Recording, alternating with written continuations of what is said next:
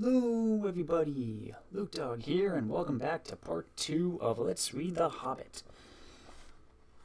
I noticed when I was rewatching the footage from last stream that for some reason my microphone started echoing. I have no idea why that happened.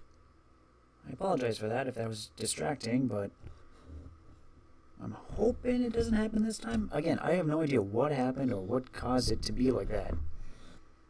But we're going to see if that happens again. Hopefully not. Anyway, last time we left off, Bilbo had just found a magic ring, had a game of riddles, and escaped from the goblins. So now we're going to be picking up on Chapter 6, Out of the Frying Pan into the Fire.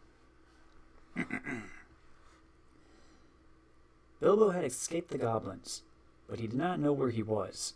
He had lost hood, cloak, food, pony, his buttons, and his friends. He wandered on, till the sun began to sink westward, behind the mountains. The shadows fell across Bilbo's path, and he looked back. Then he looked forward, and could see before him only ridges and slopes falling toward lowlands and plains, glimpsed occasionally between the trees. "Good heavens!" he exclaimed. "I seem to have got right to the other side of the misty mountains, right to the edge of the land beyond. Where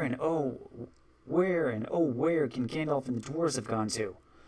I only hope to goodness they are not still back there in the power of the goblins." He still wandered on, out of the little high valley, over its edge, and down the slopes beyond, but all the while a very uncomfortable thought was growing inside him. He wondered whether he ought not, now he had the magic ring, to go back into the horrible tunnels and look for his friends. He had just made up his mind that it was his duty, that he must turn back, and very miserable he felt about it, when he heard voices. He stopped and listened. It did not sound like goblins, so he crept forward carefully. He was on a stony path winding downward with a rocky wall on his left hand, and on the other side the ground sloped away, and there were dells below the level of the path overhung with bushes and low trees. In one of these dells under the bushes people were talking. He crept still nearer, and suddenly he saw appearing between two big boulders a head with a red hood on. It was Balin doing lookout. He could have clapped and shouted for joy, but he did not. He had still got the ring on, for fear of meeting something unexpected and unpleasant, and he saw that Balin was looking straight at him without noticing him. "I will give them all a surprise," he thought, as he crawled into the bushes at the edge of the dell. Gandalf was arguing with the dwarves. They were discussing all that had happened to them in the tunnels, and wondered and debated what they were to do now. The dwarves were grumbling, and Gandalf was saying that they could not possibly go on with their journey without leaving Mr.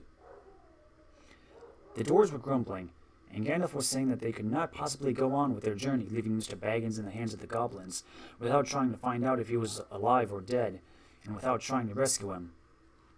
"After all, he is my friend," said the wizard, "and not a bad little chap. I feel responsible for him. I wish to goodness you had not lost him." The dwarves wanted to know why he had ever been brought at all, why he would not stick to his friends and come along with them, and why the wizard had not chosen someone with more sense. "He's been more trouble than used so far," said one. "If we had got to go back now into those abominable tunnels to look for him, then drat him, I say." Gandalf answered angrily, "I brought him, and I don't bring things that are of no use. Either you help me to look for him, or I go and leave you here to get out of the mess as best you can yourselves. If we can only find him again, you will thank me before all is over. Whatever did you want to go and drop him for, Dory?" "You would have dropped him," said Dory, "if a goblin had suddenly grabbed your legs from behind in the dark, tripping up your feet, and kicked you in the back." "Then why didn't you pick him up again?" "Good heavens, can you ask? Goblins fighting and biting in the dark, everybody falling over bodies and hitting one another. You nearly chopped off my head with Glamdring, and Thorin was stabbing here, there, and everywhere with Orcrist. All of a sudden you gave one of your blinding flashes, and we saw the goblins running back yelping. You shouted, 'Follow me, everybody,' and everybody ought to have followed. We thought everyone did. There was no time to count, as you know quite well, till we had dashed through the gate guards, out of the lower door, and helter-skelter down here. And here we are, without the burglar. Confiscate him." "And here's the burglar," said Bilbo, stepping down into the middle of them and slipping off the ring. Bless me, how they jumped. Then they were shouting with surprise and delight. Gandalf was as astonished as any of them, but probably more pleased than all the others. He called to Balin and told him what he thought of the lookout man who let people walk right into them like that without warning. It is the fact that Bilbo's reputation went up a very great deal with the dwarves about this. If they had still doubted that he was really a first-class burglar, in spite of Gandalf's words, they doubted no longer. Balin was the most puzzled of all, but everyone said it was a very clever bit of work. Indeed, Bilbo was so pleased with their praise that he just chuckled inside and said nothing whatever about the ring. And when they asked how he did it, he said, "Oh, just crept along, you know, very carefully and quietly." "Well, it is the first time that ever a mouse has crept along carefully and quietly under my very nose and not been spotted," said Balin, "and I take off my hood to you," which he did. "Balin, at your service," said he. "Your servant, Mr. Baggins," said Bilbo. Then they wanted to know all about his adventures after they had lost him, and he sat down and told them everything, except about the finding of the ring. Not just now, he thought. They were particularly interested in the riddle competition, and shuddered more appreciatively at his description of Gollum. "And then I couldn't think of any other questions with him sitting beside me," ended Bilbo, "so I said, 'What's in my pocket?' And he couldn't guess in 3 guesses. So I said, 'What about your promise? Show me the way out.'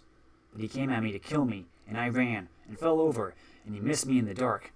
Then I followed him, because I heard him talking to himself. He thought I really knew the way out, and so he was making for it. And then he sat down at the entrance, and I could not get by. So I jumped over him and escaped, and ran down to the gate. 'What about the guards?' they asked. 'Weren't there any?' 'Oh, yes, lots of them, but I dodged them. I got stuck in the door, which was only open a crack, and I lost lots of buttons,' he said, sadly looking at his torn clothes. 'But I squeezed through all right, and here I am.' The dwarves looked at him with quite new respect. When he talked about dodging guards, jumping over Gollum, and squeezing through, as if it was not difficult or very alarming. 'What did I tell you?' said Gandalf, laughing. 'Mr. Baggins has more about himself than you guess.' He gave Bilbo a queer look from under his bushy eyebrows as he said this, and the hobbit wondered if he guessed at the part of his tale that he had left out. Then he had questions of his own to ask, for if Gandalf had explained it all by now to the dwarves, Bilbo had not heard it. He wanted to know how the wizard had turned up again, and where they had all got to now. The wizard, to tell the truth, never minded explaining his cleverness more than once, so now he told Bilbo that both he and Elrond had been well aware of the presence of evil goblins in that part of the mountain. But their main gate used to come out on a different pass, one more easy to travel by, so that they often caught people benighted near their gates. Evidently, people had given up going that way, and the goblins must have opened their new entrance at the top of the pass the dwarfs had taken, quite recently, because it had been found quite safe up to now. "I must see if I can't find a more or less decent giant to block it up again," said Gandalf, "or soon there will be no getting over the mountains at that." As soon as Gandalf had heard Bilbo's yell, he realized what had happened. In the flash which killed the goblins that were grabbing him, he had nipped inside the crack, just as it snapped to. He followed after the drivers and prisoners right to the edge of the great hall, and there he sat down and worked up the best magic he could in the shadows. A very ticklish business it was, he said. Touch and go. But of course, Gandalf had made a speedy study of bewitchments with fire and lights. Even the Hobbit had never forgotten the magic fireworks at Old Tuke's Midsummer Eve parties, as you remember. The rest we all know, except that Gandalf knew all about the back door, as the goblins called the lower gate, where Bilbo lost his buttons. As a matter of fact, it was well known to anyone who was acquainted with this part of the mountains, but it took a wizard to keep his head in the tunnels and guide them in the right directions. "They made that gate ages ago," he said, "partly for a way of escape if they needed one, partly as a way out into the lands beyond, where they still come in the dark and do great damage. They guard it well, and no one has ever managed to block it up. They will guard it doubly after this," he laughed. All the others laughed too. After all, they had lost a good deal, but they had killed the great goblin, and a great many others besides, and they had all escaped, so they might be said to have had the best of it so far. Hold on, I'm just going to reposition.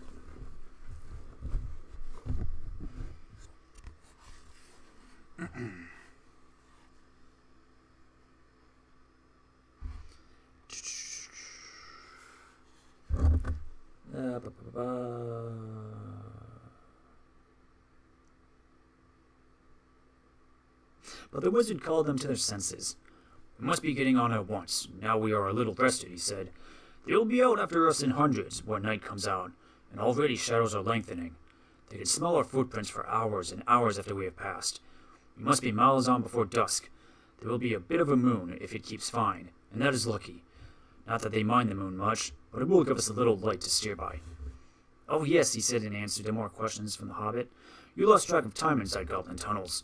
Today's Thursday, and it was Monday night or Tuesday morning than when we were captured. We've gone miles and miles, and come right down through the heart of the mountain, and are now on the other side. Quite a short cut. But we are not at the point to which our pass would have brought us. We're too far to the north, and have some awkward country ahead, and we are still pretty high up. Let's get on." "I'm dreadfully hungry," groaned Bilbo, who was suddenly aware that he had not had a meal since the night before last. Just think of that for a hobbit. His stomach felt all empty and loose, and his legs all wobbly, now that the excitement was over. "Can't help it," said Gandalf, "unless you'd like to go back and ask the goblins not..." Sorry about that.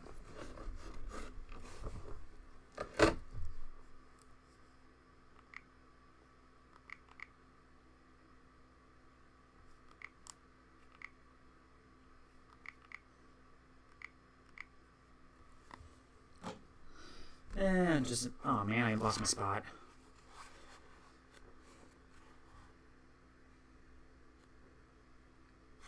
Here we are. "Can't help it," said Gandalf, "unless you like to go back and ask the goblins nicely to let you have your pony back and your luggage." "No, thank you," said Bilbo. "Very well, then. We must just tighten our belts and trudge on, or we shall be made into supper, and that will be much worse than having none ourselves."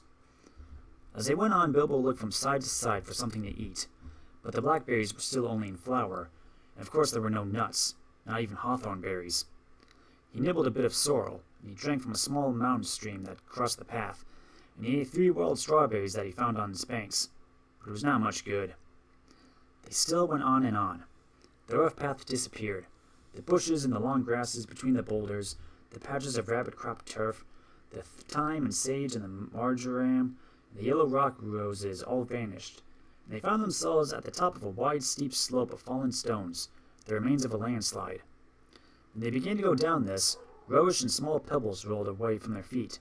Soon larger bits of split stone were clattering down and starting other pieces below them slithering and rolling. Then lumps of rock were disturbed and bounded off, crashing down with a dust and a noise. Before long the whole slope above them and below them seemed on the move, and they were sliding away, huddled all together in a fearsome confusion of slipping, rattling, cracking slabs and stones. It was the trees at the bottom that saved them. They slid into the edge of a climbing wood of pines, and here stood right up the mountain slope from the deeper, darker forests of the valleys below. Some got hold of the trunks and swung themselves into lower branches. Some, like the little hobbit, got behind a tree to shelter from the onslaught of the rocks. Soon the danger was over. The slide had stopped. The last faint crashes could be heard as the largest of the disturbed stones were bounding and spinning along the bracken and the pine roots far below. "Well, that has got us on a bit," said Gandalf, "and even goblins tracking us will have a job to come down here quietly." "I dare say," grumbled Bomber, "but they won't find it difficult to send stones bounding down on our heads." The dwarves and Bilbo were feeling far from happy, and were rubbing their bruised and damaged legs and feet. "Nonsense! We are going to turn aside here on the path of the slide. We must be quick. Look at the light." The sun had long gone behind the mountains. Already the shadows were deepening about them, but far away through the trees and over the black tops of those growing lower down they could still see the evening lights on the plains below. They limped along now as fast as they were able down the gentle slopes of a pine forest in a slanting path leading steadily southward. At times they were pushing through a sea of bracken with tall fronds rising right above the hobbit's head.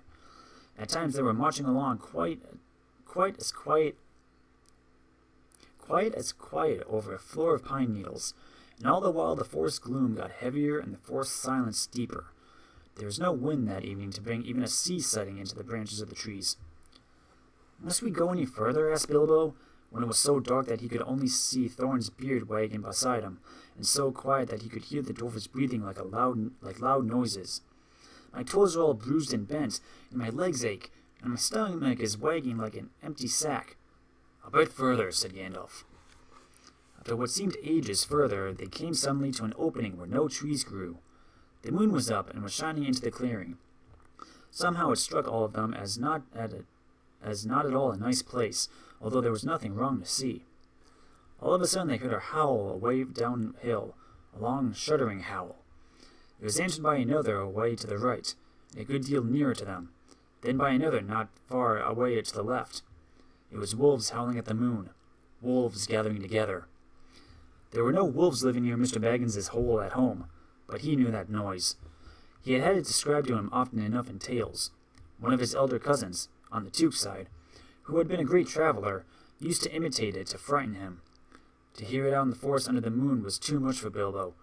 Even magic rings are not much use against wolves, especially against the evil packs that lived under the shadow of the goblin-infested mountains over the edge of the wild on the borders of the unknown.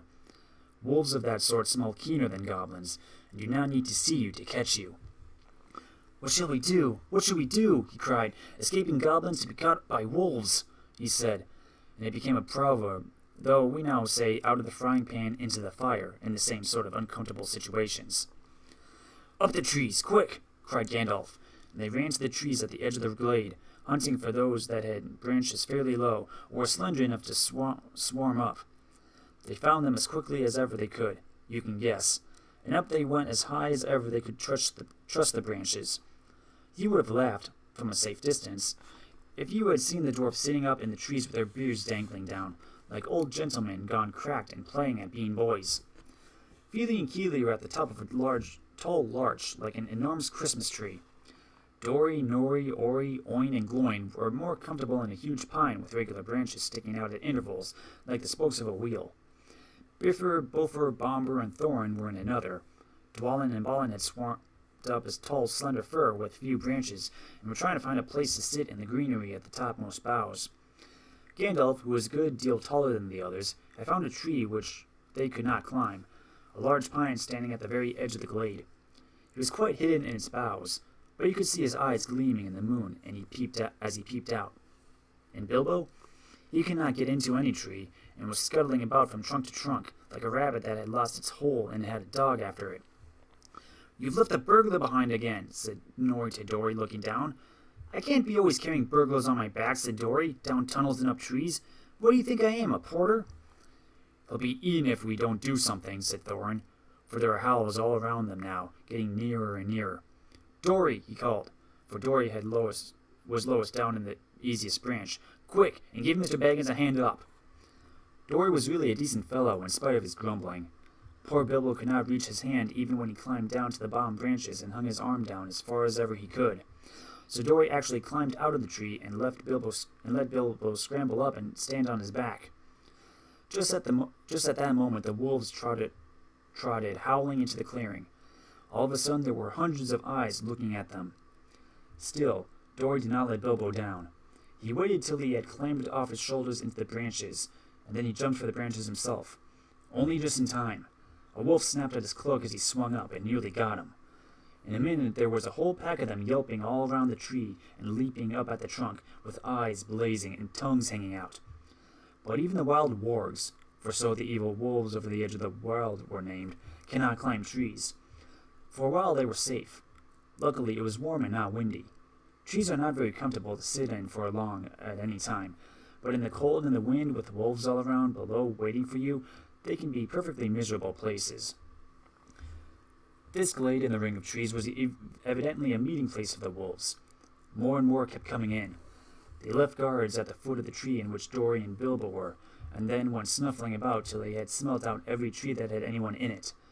These they guarded too, while all the rest, hundreds and hundreds it seemed, went and sat in a great circle in the glade, and in the middle of the circle was a great grey wolf. He spoke to them in the dreadful language of the wargs. Gandalf understood it. Bilbo did not, but it sounded terrible to him, and as if all their talk was about cruel and wicked things, as it was.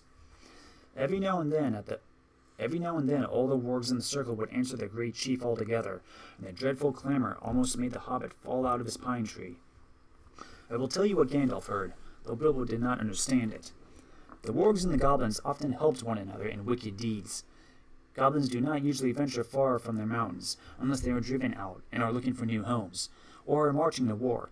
which I'm glad to say has not happened for a long while. But in those days, they sometimes used to go on raids, especially to get food or slaves to work for them. Then they often got the wargs to help, and shared the plunder with them. Sometimes they rode on wolves like men do on horses. Now it seemed that a great goblin raid had been planned for that very night.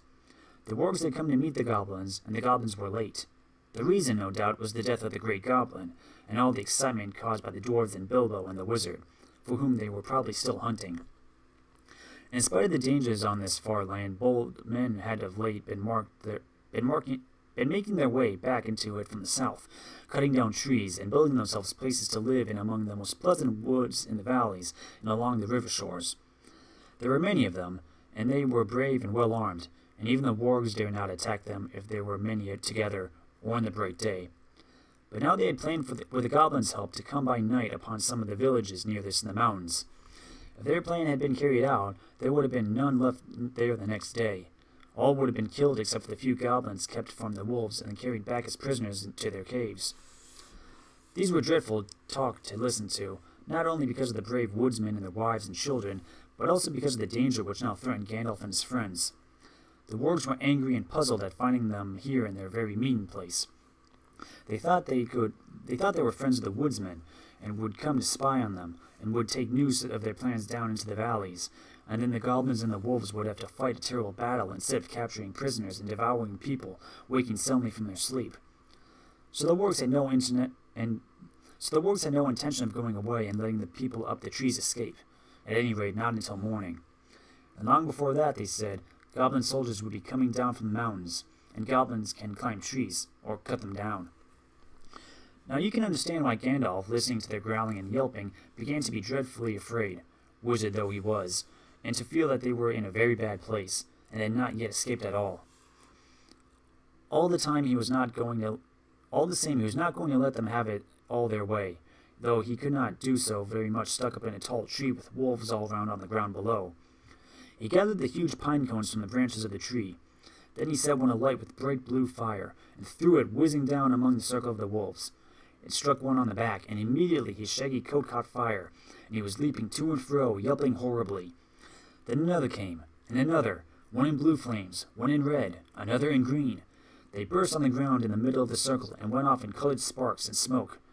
A especially large one hit the chief wolf on the nose, and he leapt in the air 10 feet, and then rushed round and round the circle, biting and snapping even at the other wolves in his anger and fright. The dwarves and Bilbo shouted and cheered. The rage of the wolves was terrible to see, and the commotion they made filled all the forest. Wolves are afraid of fire at all times, but this was a most horrible and uncanny fire. If a spark got in their coat, it stuck and burned into them, and unless they rolled over quickly, they were soon all in flames. Very soon, all about the glade, wolves were rolling over and over to put out the sparks on their backs, while those that were burning were running and howling and setting others alight, till their own friends chased them away, and they fled off down the slopes, crying and yammering and looking for water.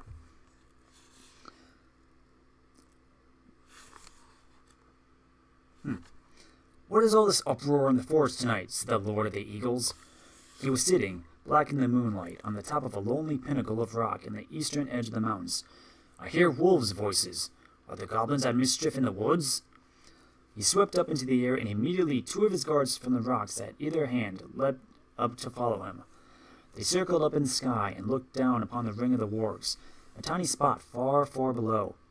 But eagles have keen eyes and can see small things at a great distance. The Lord of the Eagles of the Misty Mountains had eyes that could look at the sun unblinking, and could see a rabbit moving on the ground a mile below, even in the moonlight. So though he could not see the people in the trees, he could make out the commotion among the wolves, and see the tiny flashes of fire, and hear the howling and yelping come up faint from far beneath him. Although he could see the glint of the moon on goblin spears and helmets, as long lines of the wicked folk crept down the hillsides from their gate and wound into the wood. Eagles are not kindly birds. Some are cowardly and cruel, but the ancient race of the northern mountains were the greatest of all birds. They were proud and strong and noble-hearted. They did not love goblins or fear them. When they took any notice of them at all, which was seldom, for they did not eat such creatures, they swooped on them and drove them shrieking back to their caves, and stopped whatever wickedness they were doing. The goblins hated the eagles and feared them, but could not reach their lofty seats or drive them from the mountains. Tonight the Lord of the Eagles was filled with curiosity to know what was afoot. So he summoned many other eagles to him, and they flew away from the mountains, and slowly circled even round and round. They came down, down, down, toward the ring of the wolves and the meeting place of the goblins. A very good thing, too. Dreadful things had been going on down there. The wolves that had caught fire and fled into the forest had set it alight in several places. It was high summer, and on this eastern side of the mountains there had been little rain for some time.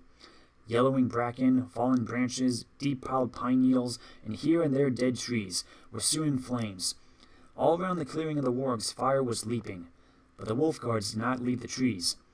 Maddened and angry, they were leaping and howling round the trunks, and cursing the dwarves in their horrible language, with their tongues hanging out, and their eyes shining as red and fierce as the flames. Then suddenly goblins came running up, yelling. They thought a battle with the woodsmen was going on, but they soon learned what had really happened. Some of them actually sat down and laughed. Others waved their spears and clashed the shafts against their shields. Goblins are not afraid of fire, and they soon had a plan which seemed to them most amusing. Some got all the wolves together in a pack. Some stacked fern and brushwood around the tree trunks. Others rushed round and stamped and beat and stamped, until nearly all the flames were put out. But they did not put out the fire nearest the trees, where the doors were. That fire they fed with leaves and dead branches and bracken. Soon they had a ring of smoke and flame all round the dwarves, a ring which they had kept from spreading outward. But it closed slowly in, till the running fire was licking the fuel piled under the trees. Smoke was in Bilbo's eyes. He could feel the heat of the flames, and through the reek he could see the goblins dancing round and round in a circle like people round a midsummer bonfire. Outside the ring of dancing warriors with spears and axes stood the wolves at a respectable distance, watching and waiting. You could hear the goblins beginning a horrible song. 15 birds in 5 fir trees, their feathers were fanned in a fiery breeze. But funny little birds, they had no wings. Oh, what shall we do with the funny little things? Roast 'em alive or stew 'em in a pot. Fry 'em, boil 'em, and eat them hot.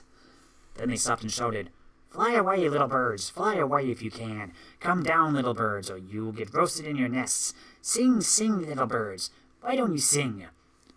Go away, little boys, shouted Gandalf in answer. It isn't bird nesting time. All naughty little boys that play with fire get punished. He said it to make them angry and to show them he was not frightened of them. Though of course he was, wizard though he was. But they took no notice and they went on singing. Burn, burn, tree and fern, shrivel and scorch, a fizzling torch, to light the night for our delight. Bake and toast 'em, fry and roast 'em, till beards ablaze and eyes glaze, till hair smells and skins crawl, fat melts and bones. Till hair smells and skins crack, fat melts and bones black, and cinders lie beneath the sky, so dwarves shall die, and light the night for our delight. Ya-hi, ya-hari, hey, ya-ho. And with that ya-ho, the flames were under Gandalf's tree. In a moment it spread to the others. The bark caught fire, the lower branches cracked. Then Gandalf climbed to the top of his tree. The sudden splendor flashed from his wand like lightning, and he got ready to spring down from on high, right amongst the spears of the goblins. That would have been the end of him, though he would probably have killed many of them as he came hurtling down like a thunderbolt. But he never leapt. Just at that moment the Lord of the Eagles swept down from above, seizing him in his talons, and was gone. There was a howl of anger and surprise from the goblins. Loud cried the Lord of the Eagles, to whom Gandalf had now spoken. Back swept the great birds that were with him, and down they came like huge black shadows. The wolves yammered and gnashed their teeth. The goblins yelled and stamped with rage, and flung their heavy spears in the air in vain. Over them swooped the eagles. The dark rush of their beating wings smote them to the floor or drove them far away. Their talons tore at goblin faces. Other birds flew to the treetops and seized the dwarves, who were scrambling up now as far as they ever dared to go. Poor little Bilbo was very nearly left behind again. He just managed to catch hold of Dory's legs, as Dory was borne off last of all, and up they went together above the tumult and burning, Bilbo swinging in the air with his arms nearly breaking. Now far below the goblins and the wolves were scattering far and wide in the woods. A few eagles were still circling and sweeping above the battleground. The flames above the trees sprang suddenly up above the highest branches. They went up in crackling fire. There was a sudden flurry of sparks and smoke. Bilbo had escaped only just in time. Soon the light of the burning was faint below, a red twinkle on the black floor, and they were high up in the sky, rising all the time in strong, sweeping circles. Bilbo never forgot that flight, clinging onto Dory's ankles. He moaned, "My arms! My arms!" But Dory groaned, "My poor legs! My poor legs!" At the best of times, height made Bilbo giddy. He used to turn queer if he looked over the edge of quite a little cliff, and he had never liked ladders, let alone trees, never having had to escape from wolves before.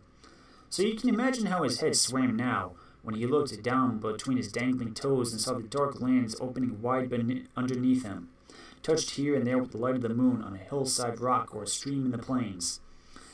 The pale peaks of the mountains were coming nearer, moonlit spikes of rock sticking out of black shadows. Summer or not, it seemed very cold. He shut his eyes and wondered if he could hold on any longer. Then he imagined what would happen if he did not. He felt sick. The flight ended only just in time for him, just before his arms gave way. He loosened Dory's ankles with a gasp and fell onto the rough platform of an eagle's eyrie.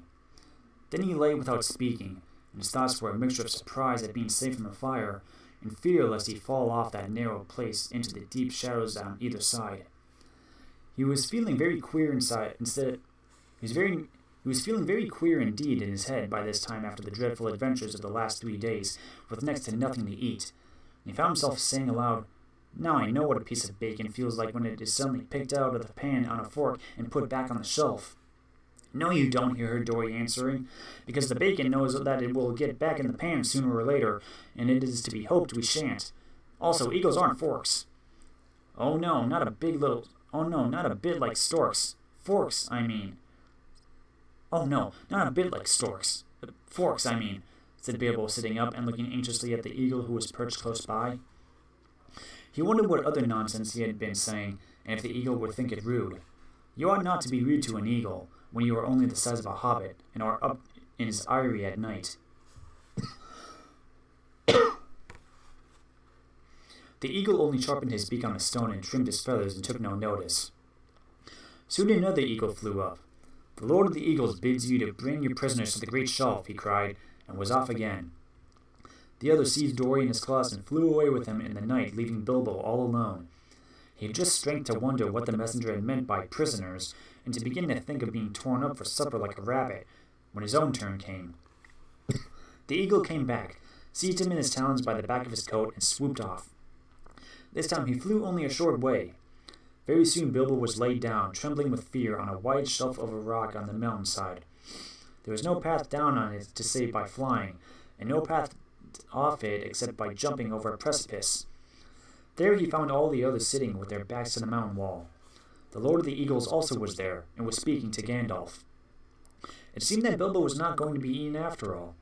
The wizard and the Eagle Lord appeared to know one another slightly, and even be on friendly terms. As a matter of fact, Gandalf, who had often been in the mountains, had once rendered a service to the eagles and healed their lord from an arrow wound. So you see, prisoners had meant prisoners rescued from the goblins only, and not captives of the eagles. As Bilbo listened to the talk of Gandalf, he realized that at last they were going to escape really and truly from the dreadful mountains. He was discussing the plans with the great eagle for carrying the dwarves and himself and Bilbo far away and settling them down well on their journey across the plains below. The Lord of the Eagles would not take them anywhere near where men lived. They would shoot at us with their great bows of yew, he said, for they would think we were after their sheep, and at other times they would be right. No, we're glad to cheat the goblins of their sport, and glad to repay our thanks to you, but we will not risk ourselves for dwarves in the southward plains. Very well, said Gandalf. Take us where and as far as you will. We are already deeply obliged to you. But in the meantime, we are famished with hunger. I'm nearly dead of it, said Bilbo in a weak little voice that nobody heard. That can perhaps be mended, said the Lord of the Eagles. Later on, you might have seen a bright fire on the shelf of rock, and the figures of the dwarves around it cooking and making a fine roasting smell. The eagles had brought up dry boughs for fuel, and they had brought rabbits, hares, and a small sheep. The dwarves managed all the preparations. Bilbo was too weak to help, and anyway, he was not much good at skinning rabbits or cutting up meat, being used to having it delivered by the butcher all ready to cook. Gandalf, too, was lying down after doing his part in setting the fire going, since Owen and Gloin had lost their tinder boxes. Dwarves had never taken to matches even yet. So ended the adventures of the Misty Mountains. Soon Bilbo's stomach was feeling full and comfortable again, and he felt he would sleep contentedly, though really he would have liked a loaf and butter better than bits of meat toasted on sticks. He slept curled up on the hard rock more soundly than ever he had done on his feather bed in his own little hole in home.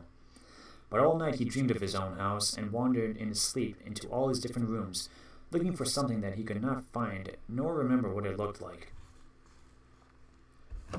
Okay, drink break.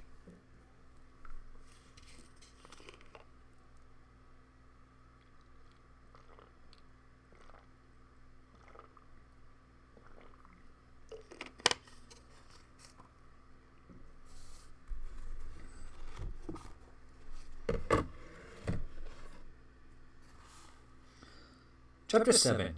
Queer Lodgings. The next morning, Bilbo woke up with the early sun in his eyes. He jumped up to look at the time and to go and put his kettle on, and found he was not home at all. So he sat down and wished in vain for a wash and a brush. He did not get either, nor tea, nor toast, nor bacon for his breakfast, only cold mutton and rabbit. And after that he had to get ready for a fresh start. This time he was allowed to climb onto the eagle's back and cling between his wings. The air rushed over him, and he shut his eyes. The dwarves were crying farewells and promising to repay the Lord of the Eagles if ever they could, as off rose 15 great birds from the mountain's side. The sun was still close to the eastern edge of things. The morning was cool, and mists were in the valleys and hollows, and twined here and there about the peaks and pinnacles of the hills. Bilbo opened an eye to peer, and saw that the eagles were already high up, and the world was far away, and the mountains were falling back behind them into the distance. He shut his eyes again and held on tighter. "Don't pinch," said his eagle. "You need not be frightened like a rabbit, even if you look rather like one. It is a fair morning with little wind. What is finer than flying?" Bilbo would have liked to say, "A warm bath and late breakfast on the lawn afterwards," but he thought it better to say nothing at all, and to let go his clutch just a little tiny bit. After a good while, the eagles must have seen the point they were making, for, even from their great height, for they began to go circling round in great spirals. They did this for a long while, and at last the Hobbit opened his eyes again. The earth was much nearer, and below them were trees that looked like oaks and elms, and wide grass lands, and a river running through it all. But cropping out of the ground, right in the path of the stream which looped itself about it, was a great rock, almost a hill of stone, like a last outpost in the distant mountains, or a huge peace cast smiles into the plain by some giant among giants. Quickly now to the top of this rock the eagles swooped one by one and set down their passengers. "Farewell," they cried, "wherever you fare, till your eyries receive you at the journey's end." That is the polite thing to say amongst eagles. "May the wind under your wings bear you where the sun sails and the moon walks," answered Gandalf, who knew the correct reply. And so they parted. And though the Lord of the Eagles became in after days the king of all birds, and wore a golden crown, and his 15 chieftains golden collars, made of the gold that the dwarves gave them, Bilbo never saw them again, except high and far off in the battle of 5 armies. But as that comes in at the end of this tale, we will say no more about it just now. There was a flat space on the top of the hill of stone, and a well-worn path with many steps leading down it to the river, across which a ford of huge flat stones led to the grassland beyond the stream. There was a little cave, a wholesome one with a pebbly floor, at the foot of the steps, and near the end of the stony ford. Here the party gathered and discussed what was to be done. "I always mean to see you all safe, if possible, over the mountains," said the wizard, "and now by good management and good luck, I have done it. Indeed, we are now a good deal further east than I had ever meant to come with you, for after all this is not my adventure. I may look in on it again before it is all over, but in the meantime, I have some other pressing business to attend to." The dwarves groaned and looked most distressed, and Bilbo wept. They had begun to think Gandalf was going to come all the way, and would always be there to help them out on difficulties. "I'm not going to disappear this very instant," said he. "I can give you a day or 2 more. Probably I can help you out of your present plight, and I need a little help myself. We have no food, and no baggage, and no ponies to ride, and you don't know where you are. Now I can tell you that. You are still some miles north of the path which we should have been following, if we had not left the mountain pass in a hurry. Very few people live in these parts, unless they have come here since I was last down this way. Very few people live in these parts, unless they have come here since I was last down this way, which is some years ago. But there is somebody that I know of who lives not far away. That somebody made the steps on the great rock, the Karak, I believe he calls it. He does not come here often, certainly not in the daytime, and it is no good waiting for him. In fact, it would be very dangerous. We must go and find him, and if all goes well at our meeting, I think I shall be off, and wish you, like the eagles, farewell wherever you fare. They begged him not to leave them. They offered him dragon gold and silver and jewels, but he would not change his mind. We shall see, he said. I think I have earned almost already some of your dragon gold, when you have got it. After that they stopped pleading. Then they took off their clothes and bathed in the river, which was shallow and clear and stony at the ford. When they had dried in the sun, which was now strong and warm, they were refreshed, if still sore and a little hungry. Soon they crossed the ford, carrying the Hobbit, and then began to march through the long green grass and down the lines of the wide-armed oaks and the tall elms. And why is it called the Karak? Asked Bilbo as he went along to the wizard's side. He called it the Karak, because Karak is his word for it. He calls things like that Karaks, and this one is the Karak, because it is the only one near his home, and he knows it well. Who calls it? Who knows it? The somebody I spoke of, a very great person. You must all be very polite when I introduce you. I shall introduce you slowly, 2 by 2, I think, and you must be careful not to annoy him, or heaven knows what will happen. He can be appalling when he can be appalling when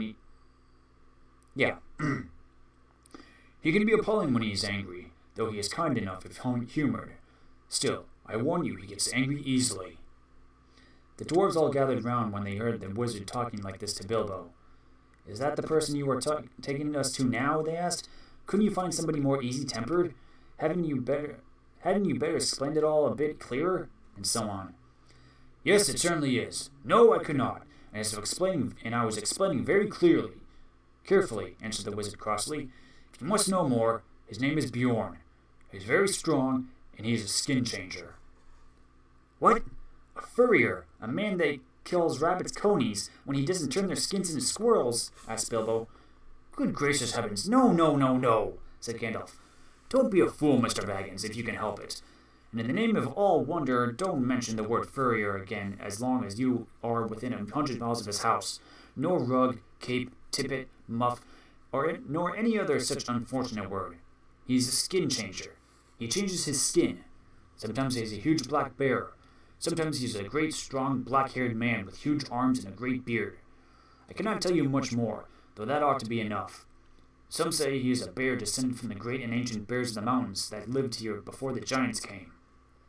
Others say he is a man descended from the first men who lived before Smaug or the other dragons come down into this part of the world, and before the goblins came into the hills out of the north. I cannot say, though I fancy the last is the true tale. He is not the sort of person to ask questions of. At any rate, he is under no enchantment but his own. He lives in an oak wood, and has a great wooden house, and as a man he keeps cattle and horses, which are nearly as marvelous as he. They work for him and talk to him. He does not eat them. Neither does he hunt or eat wild animals. He keeps hives and hives of great fierce bees, and lives most on cream and honey. As a bear, he ranges far and wide. I once saw him sitting all alone on the top of the Karak at night, watching the moon sinking toward the misty mountains. I heard him growl in the tongue of bears. The day will come when they will perish, and I shall go back. That is why I believe he once came from the mountains himself. Bilbo and the dwarves had now plenty to think about, and they asked no more questions. They still had a ways to go. They still had a long way to walk before them. Up slope and down dale they plodded. It grew very hot. Sometimes they rested under the trees, and then Bilbo felt so hungry that he would have eaten acorns if any had been ripe enough yet to have fallen to the ground. It was the middle of the afternoon before they noticed that great patches of flowers had begun to spring up, all the same kinds, growing together as if they had been planted. Especially Especially there was clover, waving patches of coxcomb clover, and purple clover, and wide stretches of short, white, sweet, honey-smelling clover. There was a buzzing and a whirring and a droning in the air. Bees were busy everywhere, and such bees! Bilbo had never seen anything like them. If one was to sting me, he thought, I should swell up as big again as I am. They were bigger than hornets.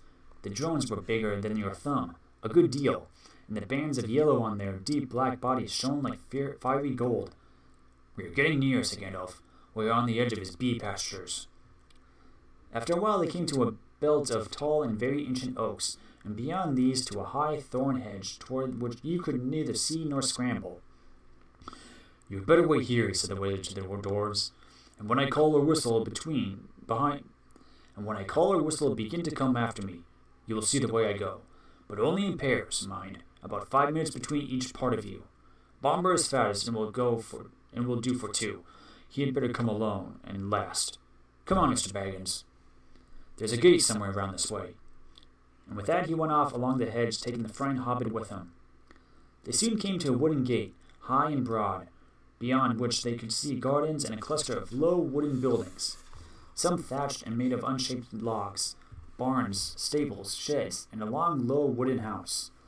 Inside, on the southward side of the great hedge, were rows and rows of hives with bell-shaped tops made of straw. The noise of the giant bees flying to and fro and crawling in and out filled the air. The wizard and the hobbit pushed open the heavy creaking gates and went down a wide track toward the house. Some horses, very sleek and well-groomed, trotted up across the grass and looked at them intently with very intelligent faces. Then off they galloped to the buildings. "They've gone to tell him of the arrival of strangers," said Gandalf. Soon they reached a courtyard, 3 walls of which were formed by the wooden house and its 2 long wings. In the middle there was lying a great oak trunk with many lopped branches beside it. Standing near was a huge man with a thick black beard and hair, and great bare arms and legs with knotted muscles. He was clothed in the tunic of wool down to his knees, and was leaning on a large axe. The horses were standing by him, with their noses at his shoulder. "Ugh, here they are," he said to the horses. "They don't look dangerous. You can be off." He laughed a great rolling laugh, put down his axe, and came forward. "Who are you, and what do you want?" he said gruffly, standing in front of them and towering tall above Gandalf. As for Bilbo, he could easily have trotted through his legs without ducking his head to miss the fringe of the man's brown tunic. "I am Gandalf," said the wizard. "Never heard of him," growled the man. "And what's this little fellow?" he said, stooping down to frown at the hobbit with his bushy black eyebrows. "That is Mr. Baggins, a hobbit of good family and an unimpeachable reputation," said Gandalf. Bilbo bowed. He had no hat to take off, and was painfully conscious of his many missing buttons. "I am a wizard," continued Gandalf. "I have heard of you, if you have not heard of me. But perhaps you have heard of my good cousin Radagast, who lives near the southern borders of Mirkwood." "Yes. Not a bad fellow as wizards go, I believe. I used to see him now and again," said Bjorn. "Well, now I know who you are, and who you say you are. Or who you say you are. What do you want?" "To tell you the truth, we've lost our luggage and nearly lost our way, and are rather in need of help, or at least of advice. I may say we have had rather a bad time for goblins of the mountains." "Goblins?" said the man less gruffly. "Oh, so you've been having trouble with them, have you? What did you go near them for?" "We did not mean to. They surprised us at night in a pass which we had to cross. We were coming out of the lands over west into these countries. It is a long tale." "Then you had better come inside and tell me some of it, if it won't take all day," said the man, leading the way through a dark door that opened out into the courtyard of the house. Following him, they found themselves in a wide hall with a fireplace in the middle. Though it was summer, there was a wood fire burning, and the smoke was rising to the blackened rafters in search of the way out through an opening in the roof. They passed through this dim hall, lit only by the fire and the holes above it, and came through another small door into a sort of veranda, propped on wooden posts made by single tree trunks. It faced south and was still warm and filled with the light of the westerning sun, which slanted into it, and fell gold on the gardens full of flowers that came right up to the steps. Here they sat on wooden benches while Gandalf began his tale, and Bilbo swung his dangling legs and looked at the flowers in the garden, wondering what their names could be, as he had never seen half of them before. "I am coming over the mountain with a friend or two," said the wizard. "Or two?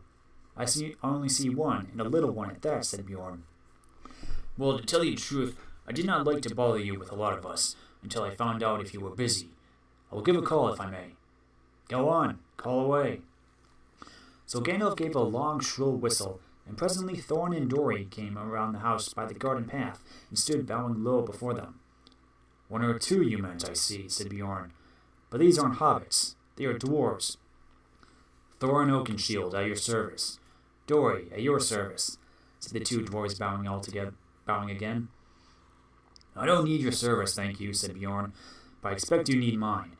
I'm not over fond of dwarves, but if it's true you are Thorin, son of Thrain, son of Thror, I believe, and that your companion is respectable, and that you are enemies of goblins and not up to any mischief in my lands. What are you up to, by the way?" "They are on their way to visit the land of their fathers, away east beyond Mirkwood," put in Gandalf. "And it is entirely an accident that we are in your lands at all. We were crossing by the high pass that should have brought us to the road that lies to the south of your country, when we were attacked by the evil goblins, as I was about to tell you." "Go on telling then," said Bjorn, who was never very polite.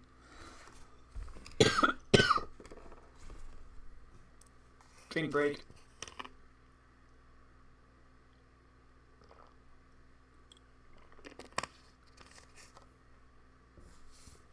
That's the thing with reading. I've got to constantly be drinking and replenish my throat. Ah. There was a terrible storm. The stone giants were out hurling rocks, and at the head of the pass we took refuge in a cave. The Hobbit and I and several of our companions. Do you call two several? Well, no. As a matter of fact, there were more than two. Where are they? Killed? Eaten? Gone home? Well, no. They don't seem to all to have come when I whistled. Shy, I expect. You see, we were very much afraid that we were rather a lot of you to entertain. Go on, whistle again. I'm in for a party, it seems, and one or two won't make much difference, growled Bjorn. Gandalf whistled again, but Nori and Ori were there almost before he had stopped, for if you remember, Gandalf had told them to come in pairs every 5 minutes. "Hello," said Bjorn. "You came pretty quick.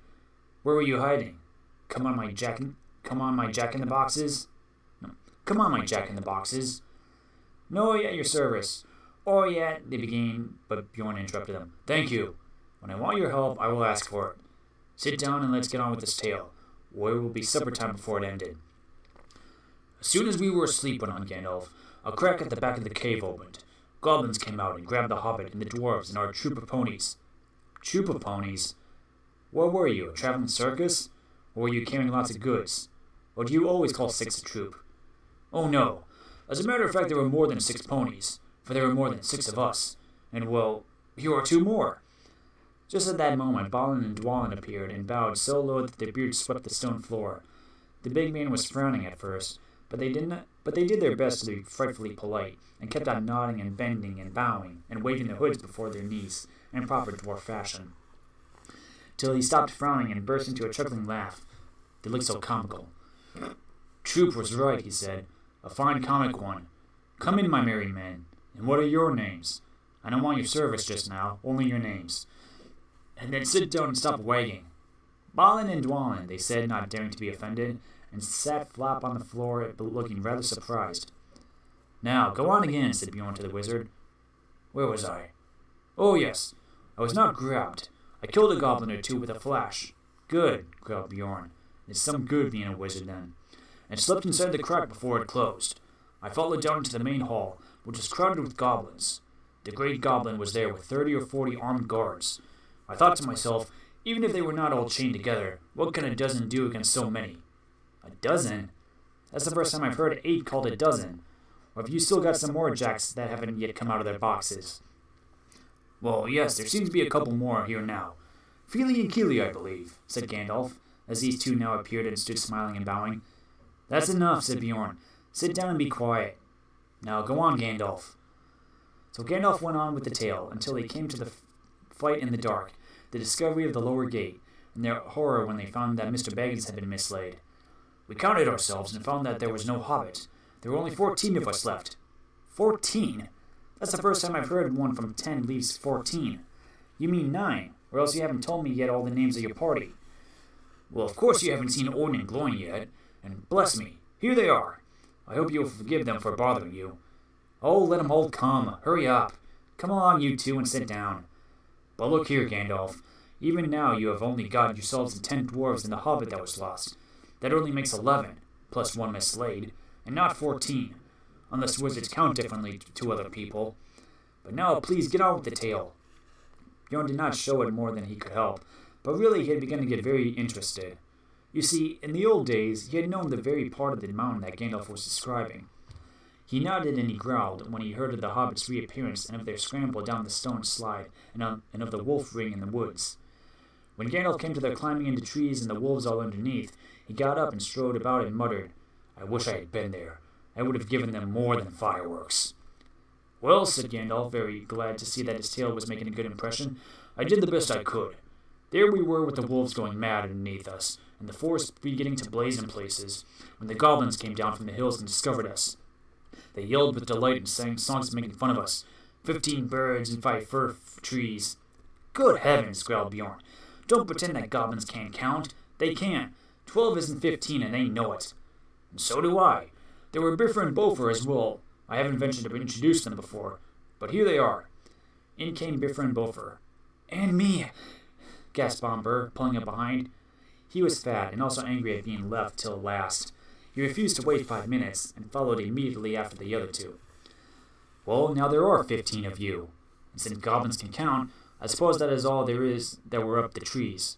Now perhaps we can finish this story without any more interruptions. Mr. Baggins saw then how clever Gandalf had been. The interruptions had really made Bjorn more interested in the story, and the story had kept him from sending the dwarves off at once like suspicious beggars. He never invited people into his house, if he could help it. He had very few friends, and they lived a good way away, and he never invited more than a couple of them to his house at a time. Now he had got 15 strangers sitting on his porch. By the time the wizard had finished his tale and told of the eagle's rescue and of how they had all been brought to the Carrick, the sun had fallen behind the peaks of the misty mountains, and the shadows were long in Bjorn's garden. A very good tale, said he, the best I have heard from a long while. If all beggars could tell such a good one, they might find me kinder. You may be making it all up, of course, but you deserve a supper for the story at the time, all the same. Let's have something to eat. Yes, please, they all said together. Thank you very much. Inside the hall, it was now quite dark. Bjorn clapped his hands, and in trotted 4 beautiful white ponies and several large, long-bodied gray dogs. Bjorn said something to them in a queer language like animal noises turned into talk. They went out again, and soon came back carrying torches in their mouths, which they lit at the fire and stuck in low brackets on the pillars of the hall around the central hearth. The dogs could stand on their hind legs when they wished, and carry things with their forefeet. Quickly they got out boards and trestles from the side walls and set them up near the fire. Then, "Ma, ma, ma," was heard, and in came some snow-white sheep led by a large coal-black ram. One bore a white cloth embroidered at the edges with figures of animals. Others bore on their broad backs trays with bowls and platters, and knives and wooden spoons, which the dogs took and quickly laid on the trestle tables. These were very low enough even for Bilbo to sit at comfortably. Beside them, a pony pushed 2 low-seated benches with wide rush bottoms and little short, thick legs for Gandalf and Thorin, while at the far end he put Bjorn's big black chair of the same sort, in which he sat with his great legs stuck far out under the table. These were all the chairs he had in his hall, and he probably had them low like the tables for the convenience of the wonderful animals that waited on him. What did the rest sit on? They were not forgotten. The other ponies came in rolling round drum-shaped sections of logs, smoothed and polished, and low enough even for Bilbo. So soon they were all seated at Bjorn's table, and the hall had not seen such a gathering of many a year. There they had a supper, or a dinner, such as they had not had since they left the last homely house in the west and said goodbye to Elrond. The light of the torches and the fire flickered about them, and on the table were 2 tall red beeswax candles. All the time they ate, Bjorn in his deep rolling voice told tales of the wild lands of this side of the mountains, and especially of the dark and dangerous wood that lay outstretched far to north and south, a day's ride before them, bearing their way to the east, the terrible forest of Mirkwood. The dwarves listened and shook their beards, for they knew that they must soon venture into that forest, and that after the mountains it was the worst of the perils they had to pass beyond before they came to the dragon's stronghold. When dinner was over, they began to tell tales of their own, but Bjorn seemed to be growing drowsy, and paid little heed to them. They spoke most of gold and silver and jewels, and the making of things by smith-crafts, and Bjorn did not appear to care for such things. There are no things of gold or silver in this hall, and few say the knives were made of metal at all. They sat long at the table with their wooden drinking bowls, filled with mead. The dark night came on outside. The fires in the middle of the hall were built with fresh logs, and the torches were put out, and still they sat in the light of the dancing flames with the pillars of the house standing tall behind them, and dark at the top like trees in the forest. Whether it was magic or not, it seemed to Bilbo that he heard a sound like wind in the branches, stirring in the rafters, and the hoot of owls. Soon he began to nod with sleep, and the voices seemed to grow far away until he woke with a start. The great door had creaked and slammed. Bjorn was gone. The dwarves were sitting cross-legged on the floor around the fire, and presently they began to sing. Some of the verses were like this, but there were many more, and their singing went on for a long while. The wind was on the withered heath, but in the forest stirred no leaf. Their shadows lay by night and day, and dark things splendid crept beneath. The wind came down from mountains cold, and like a tide it roared and rolled. The branches groaned, the forest moaned, and leaves were laid upon the mold. The wind went on from west to east, all movement in the forest ceased, but shrill and harsh across the marsh its whistling voices were released. The grasses hissed, their tassels bent, the reed were rattled, on it went, o'er shaken pools under heavens cool, where racing clouds were torn and rent. It passed the lonely mountain bare, and swept above the dragon's lair. There black and dark lay bold as stark, and flying smoke was in the air. It left the world and took its flight over the wide seas of the night. The moon set sail upon the gale, and stars were fanned to leaping light. Bilbo began to nod again. Suddenly up stood Gandalf. "It's time for us to sleep," he said. "For us, but not, I think, for Bjorn. In this hall we can rest sound and safe. But I warn you all not to forget what Bjorn said before he left us. You must not stray outside until the sun is up, on your peril." Bilbo found that beds had already been laid on the side of the hall, on a sort of raised platform between the pillars and the outer wall. For him there was a little mattress of straw and woolen blankets. He snuggled into them very gladly, summertime though it was. The fire burned low, and he fell asleep. Yet in the night he woke. The fire was now sunk to a few embers. The dwarves and Gandalf were all asleep, to judge by their breathing. A splash of white on the floor came from the high moon, which was peering down through the smoke hole in the roof. There was a growling sound outside, noise as of some great animal scuffling at the door. Bilbo wondered what it was, and whether it would be Bjorn in enchanted shape, and if he would come in as a bear and kill them. He dived under the blankets and hid his head, and fell asleep again at last in spite of his fears. It was full morning when he woke. One of the dwarfs had fallen over him in the shadows where he lay, and had rolled down with a bump from the platform on the floor. It was Bofur, and he was grumbling about it when Bilbo opened his eyes. "Get up, lazy bones," he said, "or there will be no breakfast left for you." Up jumped Bilbo. "Breakfast!" he cried. "Where is breakfast?" "Mostly inside us," answered the other dwarves, who were moving about the hall. "But what is left is out on the veranda. We have been about looking for Bjorn ever since the sun got up, but there's no sign of him anywhere, though we found breakfast laid as soon as we went out." "Where is Gandalf?" asked Bilbo, moving off to find something to eat as quickly as he could. "Oh, out and about it somewhere," they told him. But he saw no sign of the wizard all that day until the evening. Just before sunset, he walked into the hall, where the Hobbit and the dwarves were having supper, waited on by Bjorn's wonderful animals, as they had been all day. Of Bjorn they had seen and heard nothing since the night before, and they were getting puzzled. "Where is our host? And where have you been all day yourself?" they all cried. "One question at a time, and none till after supper. I haven't had a bite since breakfast." At last Gandalf pushed away his plate and dug. He had eaten 2 whole loaves, with masses of butter and honey and clotted cream, and drunk at least a quart of mead. and he took out his pipe. "I will answer the second question first," he said. "But bless me, this is a splendid place for smoke rings." Indeed, for a long time they could get nothing more out of him. He was so busy seeing smoke rings dodging around the pillars of the hall, changing them into all sorts of different shapes and colors, and setting them at last chasing one another out of the hole of the roof. They must have looked very queer from outside, popping out into the air one after another. Green, blue, red, silver gray, yellow, white, big ones, little ones dodging through the big ones and joining into figure eights, and going off like a flock of birds into the distance. "I've been picking out bear tracks," he said at last.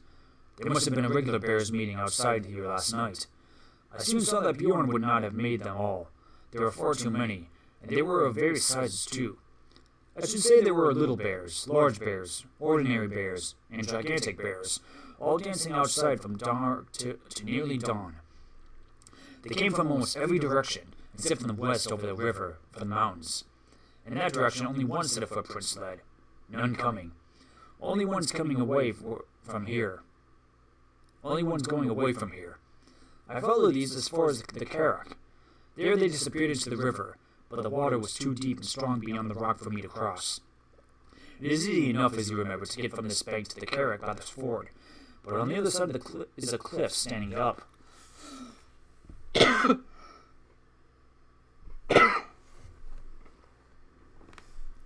From a swirling channel. I had to walk miles before I could find a place where the river was wide and shallow enough for me to wade and swim, and then miles back again to pick up the tracks again. By that time, it was too late for me to follow them far. They went straight off into the direction of the pine woods on the east side of the Misty Mountains, where we had our pleasant little party with the wargs the night before last. And now I think I have answered your first question, too," ended Gandalf, and he sat a long while silent. Bilbo thought he knew what the wizard meant. "What shall we do?" he cried. "If he leads all the wargs and the goblins down here, we shall all be caught and killed. I thought you said he was not a friend of theirs."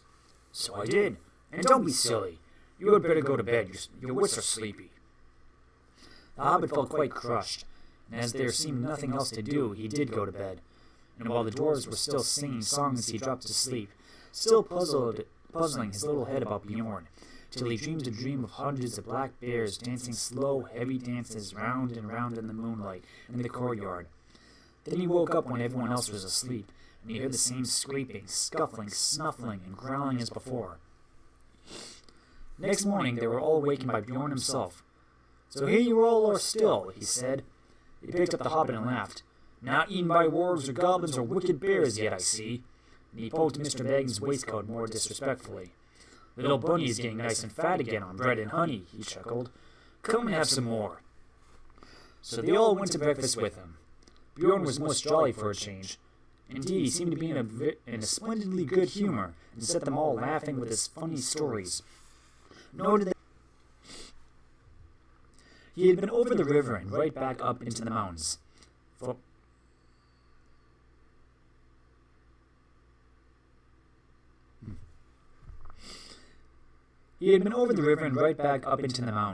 From which you can guess that he could travel quickly, in bear's shape at any rate. From the burnt wolf glade, he had soon found out that part of their story was true, but he had found more than that. He had caught a warg and a goblin wandering in the woods. From these he had got news. The goblin patrols were still hunting with wargs for the dwarves, and they were fiercely angry because of the death of the great goblin, and also because of the burning of the chief wolf's nose, and the death from the wizard's fire of many of his chief servants. So much they told him when he forced them, but he guessed there was more wickedness than this afoot, and that a great raid of the whole goblin army with their wolf allies into the lands shattered by the mountain might soon be made to find the dwarves, or to take vengeance on the men and creatures that lived there, and who they thought must be sheltering them.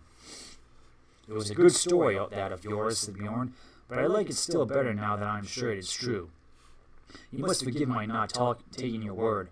If you lived near the edge of Mirkwood, you would take the word of no one that you did not know as well as your brother or better.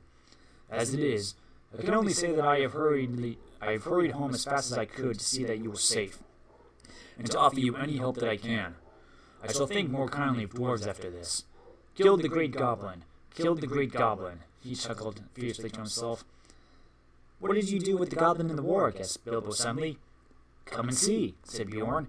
They followed round the house. A goblin's head was stuck outside the gate, and a warg skin was nailed to a tree just beyond. Bjorn was a fierce enemy, but now he was their friend, and Gandalf thought it wise to tell them their whole story and the reason of their journey, so that they could get the most help he could offer. This is what he promised to do for them. He would provide ponies for each of them, and a horse for Gandalf, for their journey to the forest, and he laid them with food to last them for weeks with care, and packed so as to be as easy as possible to carry. Nuts, flour, sealed jars of dried fruit, and red earthenware pots of honey, and twice-baked cakes that would keep good a long time, and on a little of which they could march for. The making of these was one of his secrets, but honey was in them, as in most of his foods, and they were good to eat, though they made one thirsty. Water, he said, they would not need to carry this side of the forest, for there were streams and springs along the road. But your way through Mirkwood is dark, dangerous, and difficult, he said. Water is not easy to find there, nor food. The time is not yet come for nuts, though it may be past and gone indeed before you get to the other side. And nuts are about all that grows there, fit for food. In there the wild things are dark, queer, and savage. I will provide you with skins for carrying water, and I will give you some bows and arrows, but I doubt very much whether anything you find in Mirkwood will be wholesome to eat or to drink. There is one stream there, I know, black and strong, which crosses the path. That you should neither drink of nor bathe in, for I have heard that it carries enchantment and a great drowsiness and forgetfulness. And in the dim shadows of that place, I don't think you will shoot anything, wholesome or unwholesome, without straying from the path. That you must not do for any reason. That is all the advice I can give you. Beyond the edge of the forest, I cannot help you much. You must depend on your luck and your courage and the food I send with you. At the gate of the forest, I must ask you to send back my horse and my ponies. But I wish you all speed, and my house is open to you, if ever you come back this way again. They thanked him, of course, with many bows and sweeping of their hoods, and with many an "at your service, O master of the wide wooden halls." But their spirits sank at his grave words, and they all felt that the adventure was far more dangerous than they had thought, while all the time, even if they passed all the perils of the road, the dragon was waiting at the end. All that morning they were busy with preparations. Soon after midday they ate with Bjorn for the last time, and after the meal they mounted the steeds he was lending them, and bidding him many farewells, they rode off through this gate at a good pace. As soon as they left his high hedges of the east of his fenced lands, they turned north and then bore to the northwest. By his advice, they were no longer making for the main forest road to the south of his land. Had they followed the pass, their path would have led them downstream from the mountains that joined the great river miles south of the Carrack. At that point, there was a deep ford which they might have passed if they had still had their ponies, and beyond that a track led to the skirts of the wood and the entrance of the old forest road. But Bjorn had warned them that that way was now often used by goblins, while the forest road itself, he had heard, was overgrown and disused at the eastern end and led to impassable marshes where the paths had long been lost.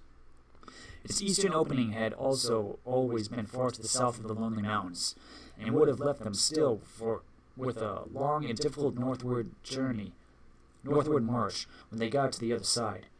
North of the Carrack, the edge of Mirkwood drew closer to the borders of the great river, and though here the mountains too drew down near, Bjorn advised them to take his way. For at a place a few days' ride due north of the Carrack was the gate of a little-known pathway through Mirkwood that led almost straight through towards the lonely mountains. The goblins, said Bjorn, will not dare to cross the great river for 100 miles north of the Carrack, nor to come near my house. It is well protected at night. But I should ride fast, for if they make their raid soon, they will cross the river to the south and scour all the edge of the forest so as to cut you off, and wargs run swifter than ponies. Still, you are safer going north, even though you seem to be going back nearer to their strongholds, for that is what they will least expect, and they will have the longer ride to catch you. Be off now, as quickly as you can. That is why they were now riding in silence, galloping wherever the ground was grassy and smooth, with the mountain dark on their left, and in the distance the line of rivers with its trees drawing ever closer. The sun had only just turned west when they started, Until evening it lay golden on the land about them. It was difficult to think of pursuing goblins behind, and when they had put many miles between them and Bjorn's house, they began to talk and to sing again, and to forget the dark forest path that lay in front. But in the evening, when the dusk came on and the peaks of the mountains glowed against the sunlight, they made camp. They made a camp instead of guard, and most of them slept uneasily with dreams in which there came the howling of hunting wolves and the cries of goblins. Still, the next morning dawned bright and fair again. There was an autumn-like mist, white upon the ground, and the air was chill. But soon the sun rose red in the east, and the mist vanished, and while the shadows were still long, they were off again. So they rode now for 2 more days, and all the while they saw nothing save grass and flowers and birds and scattered trees, and occasionally small herds of red deer browsing or sitting at noon in the shade. Sometimes Bilbo saw the horns of the harts sticking up out of the long grass, and at first he thought they were the dead branches of trees. That third evening they were so eager to press on, for Bjorn had said that they should reach the forest glade early on the 4th day, that they rode still forward after dusk and into the night beneath the moon. As the light faded, Bilbo thought he saw away to the right, or to the left, the shadowy form of a great bear prowling along the same direction. But if he dared to mention it to Gandalf, the wizard only said, "Hush! Take no notice." Next day they started before dawn, though their night had been short. As soon as it was light, they could see the forest coming in.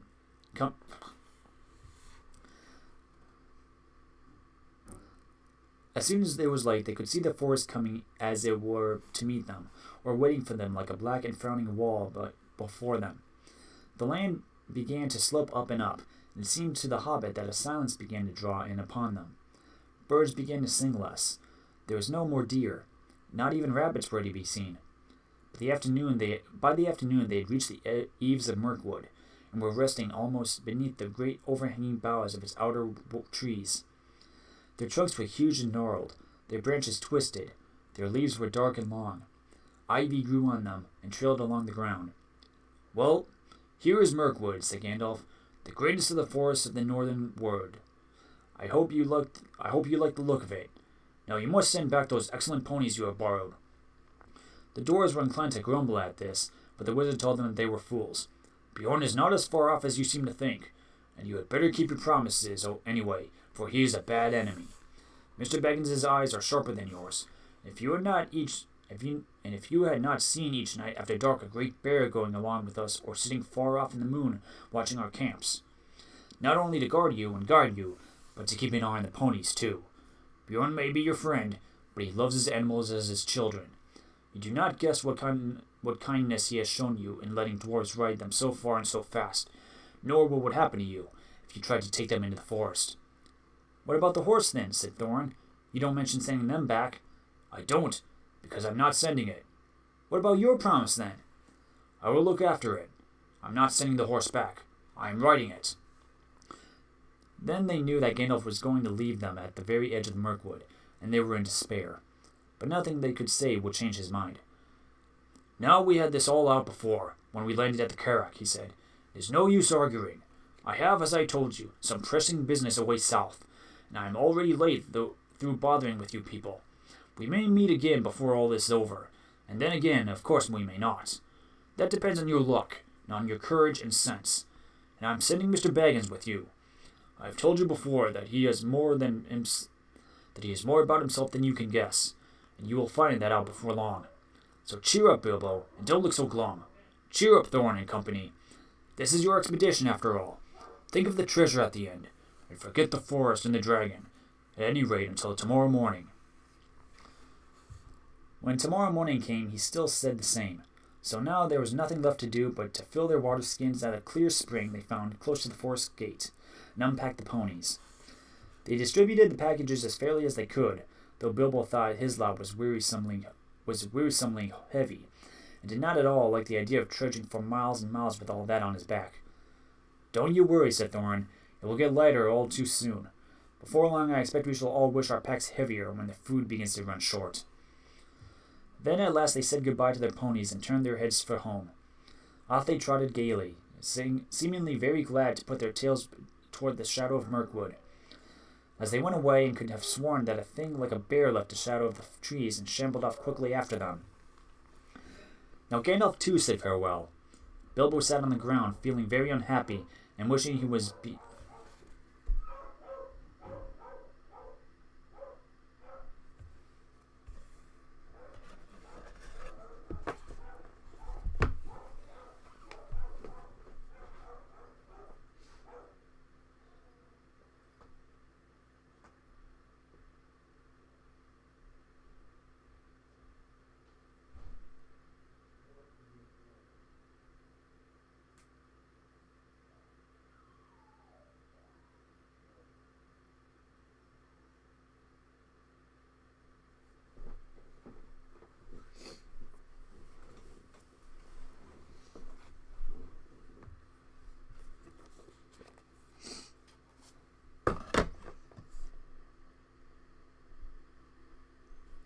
Sorry, someone was at the door.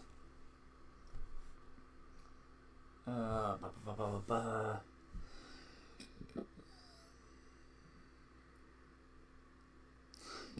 Gandalf too said farewell. Bilbo sat on the ground, feeling very unhappy, wishing he was beside the wizard on his tall horse. He had gone just inside the forest after breakfast, a very poor one, and it had seemed as dark as in there in the morning as at night, and very secret, a sort of watching and waiting feeling, he said to himself. "Goodbye," said Gandalf to Thorin, "and goodbye to you all. Goodbye. Straight through the forest is your way now. Don't stray off the track.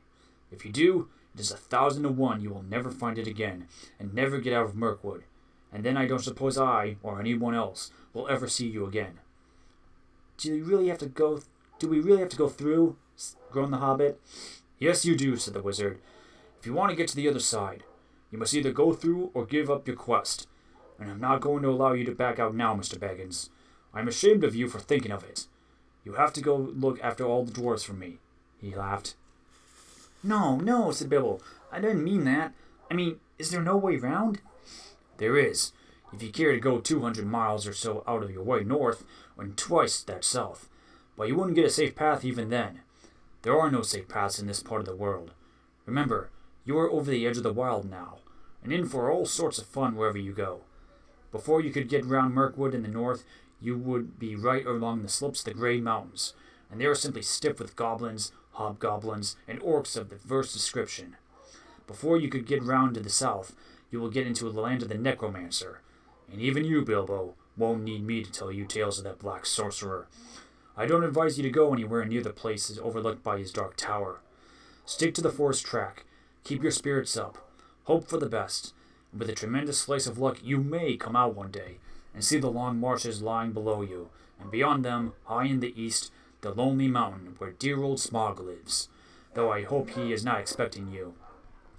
"Very comforting you are, to be sure," growled Thorin. "Goodbye. If you won't come with us, you had better get off without any more talk." "Goodbye, then, and really goodbye," said Gandalf, and he turned his horse and rode down into the west. But he could not resist the temptation to have the last word. Before he had passed quite out of hearing, he turned and put his hands to his mouth and called to them. They heard his voice come faintly. "Goodbye. Be good. Take care of yourselves, and don't leave the path." Then he galloped away and was soon lost to sight. "Oh, goodbye and go away," grunted the dwarves, all the more angry because they were really filled with dismay at losing him. Now began the most dangerous part of the journey. They each shouldered the heavy pack and the water skin which was their share, and turned from the light that lay on the lands outside, and plunged into the forest.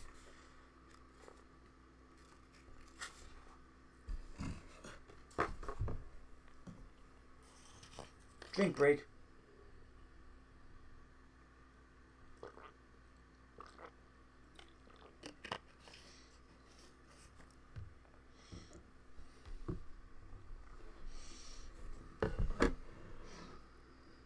Chapter 8. Flies and Spiders. They walked in single file. The entrance to the path was like a sort of arch leading into a gloomy tunnel made by two great trees that leaned together, too old and strangled with ivy and hung with lichen to bear more than a few blackened leaves. The path itself was narrow, and wound in and out among the trunks. Soon the light of the gate was like a little bright hole far behind, and the quiet was so deep that their feet seemed to thump along while all the trees leaned over them and listened. As their eyes became used to the dimness, they could see a little way to either side in a sort of darkened green glimmer. Occasionally, a slender beam of sun that had the luck to slip in through some opening in the leaves far above, and still more luck in not being caught in the tangled boughs and matted twigs beneath, stabbed down thin and bright before them. But this was seldom, and it soon ceased altogether. There were black squirrels in the wood. As Bilbo's sharp, inquisitive eyes got used to seeing things, he could catch glimpses of them whisking off the path and scuttling behind tree trunks. There were queer noises, too, grunts, scufflings, and hurryings in the undergrowth, and among the leaves that lay piled endlessly thick in places on the forest floor. But what made the noises he could not see. The nastiest things they saw were the cobwebs, dark, dense cobwebs with threads extraordinarily thick, often stretched from tree to tree, or tangled in the low branches on either side of them. There were none stretched across the path, but whether because some magic kept it clear, or for what other reason, they could not guess. It was not long before they grew to hate the forest as heartily as they had hated the tunnels of the goblins, and it seemed to offer even less hope of any ending. But they had to go on, long after they were sick for a sight of the sun and of the sky, and long for the feel of the wind on their faces. There was no movement of air down under the forest roof, and it was everlastingly still and dark and stuffy. Even the dwarfs felt it, who were used to tunneling, and lived at times for long whiles without the light of the sun. But the Hobbit, who liked holes to make a house in but not to spend summer days in, felt that he was being slowly suffocated. The night was the worst. It then became pitch dark. Not what you call pitch dark, but really pitch. So black that you really could see nothing. Bilbo tried flapping his hand in front of his nose, but he could not see it at all. Well, perhaps it is not true to say they could see nothing. They could see eyes. They slept all closely huddled together, and took it in turns to watch. But when it was Bilbo's turn, he could see gleams in the darkness round them, and sometimes pairs of yellow or red or green eyes would stare at him from a great distance, and then slowly fade and disappear, and slowly shine out again in another place. And sometimes they would gleam down from the branches just above him, and that was most terrifying. But the eyes that he liked the least were horrible, pale, bulbous sorts of eyes. Insect eyes, he thought, not animal eyes, only they were much too big. Although it was not yet very cold, they tried lighting watchfires at night, but they soon gave that up. It seemed to bring hundreds and hundreds of eyes all round them, though the creatures, whatever they were careful never to let their bodies show in the little flicker of the flames. Worse still, it brought thousands of dark gray and black moths, some nearly as big as your hand, flapping and whirling round their ears. They could not stand that, nor the huge bats, black as a top hat either, so they gave up fires and sat at night and dozed in the enormous uncanny darkness. All this went on for what seemed to the Hobbit ages upon ages, and he was always hungry, for they were extremely careful with their provisions. Even so, as days followed days, and still the forest seemed just the same, they began to get anxious. The food would not last forever, and it was in fact already beginning to get low. They tried shooting at the squirrels, and they wasted many arrows before they managed to bring one down on the path. But when they roasted it, it proved horrible to taste, and they shot no more squirrels. They were thirsty, too, for they had none too much water, and in all the time they had seen neither spring nor stream. This was their state when one day they found their path blocked by running water. It flowed fast and strong, but not very wide right across the way, and it was black, or looked it in the gloom. It was well that Bjorn had warned them against it, or they would have drunk from it, whatever its color, and filled some of their emptied skins at its bank. As it was, they only thought of how to cross it without wetting themselves in the water. There had been a bridge of wood across, but it had rotted and fallen, leaving only the broken posts near the bank. Bilbo, kneeling on the brink and peered forwards, cried, "There's a boat against the far bank. Now why couldn't it have been on this side?" "How far away do you think it is?" asked Thorin, for by now they knew Bilbo had the sharpest eyes among them. "Not at all far. I shouldn't think about 12 yards. 12 yards! I should have thought it was 30 at least, but my eyes don't seem as well as they used 100 years ago. Still, 12 yards is as good as a mile. We can't jump it, and we daren't try to wade or swim. Can any of you throw a rope?" What's the good of that? The boat is sure to be tied up, even if we could hook it, which I doubt. I don't believe it is tied, said Bilbo, though of course I can't be sure in this light. But it looks to me as if it had just drawn up on the bank, which is low, just there where the path goes down into the water. Dory is the strongest, but Feely is the youngest and still has the best sight, said Thorin. Come here, Feely. See if you can see the boat Mr. Baggins is talking about. Feely thought he could, so when he had stared a long while to get an idea of the direction, the others brought him a rope. They had several with them, and on the end of the longest they fastened one of the large iron hooks they had used for catching their packs to the straps of about their shoulders. Feely took this in his hand, balanced it for a moment, and then flung it across the stream. Splash! It fell in the water. Not far enough, said Bilbo, who was peering forward. A couple of feet and you would have dropped in on the boat. Try again. I don't suppose the magic is strong enough to hurt you if you just touch a bit of wet rope. Feely picked up the hook when he had drawn it back, rather doubtful all the same. This time he threw it with great strength. Steady, said Bilbo. We've thrown it right into the wood on the other side now. Draw it back gently. Feely hauled the rope back slowly, and after a while Bilbo said, Carefully! It's lying on the boat. Let's hope the hook will catch. It did. The rope went taut, and Feely pulled in vain. Keely came to his help, and then Oin and Gloin. They tugged, and suddenly they all fell over on their backs. Bilbo was on the lookout, however, caught the rope, and with a piece of stick fended off the little black boat as it came rushing across the stream. Help! He shouted, and Balin was just in time to seize the boat before it floated off down the current. It was tied after all, said he, looking at the snapped painter that was still dangling from it. That was a good pull, my lads. A good job that our rope was the stronger. Who will cross first? Asked Bilbo. I shall, said Thorin, and you will come with me, and Feely and Balin. There's as many as the boat will hold at the time. After that, Keely and Oin and Gloin and Dory. Next, Ori and Nori, Bifur and Bofer. And last, Dwalin and Bombur. I'm always last, and I don't like it, said Bombur. It's somebody else's turn today. You should not be so fat. As you said, you must be the last and lightest boatload.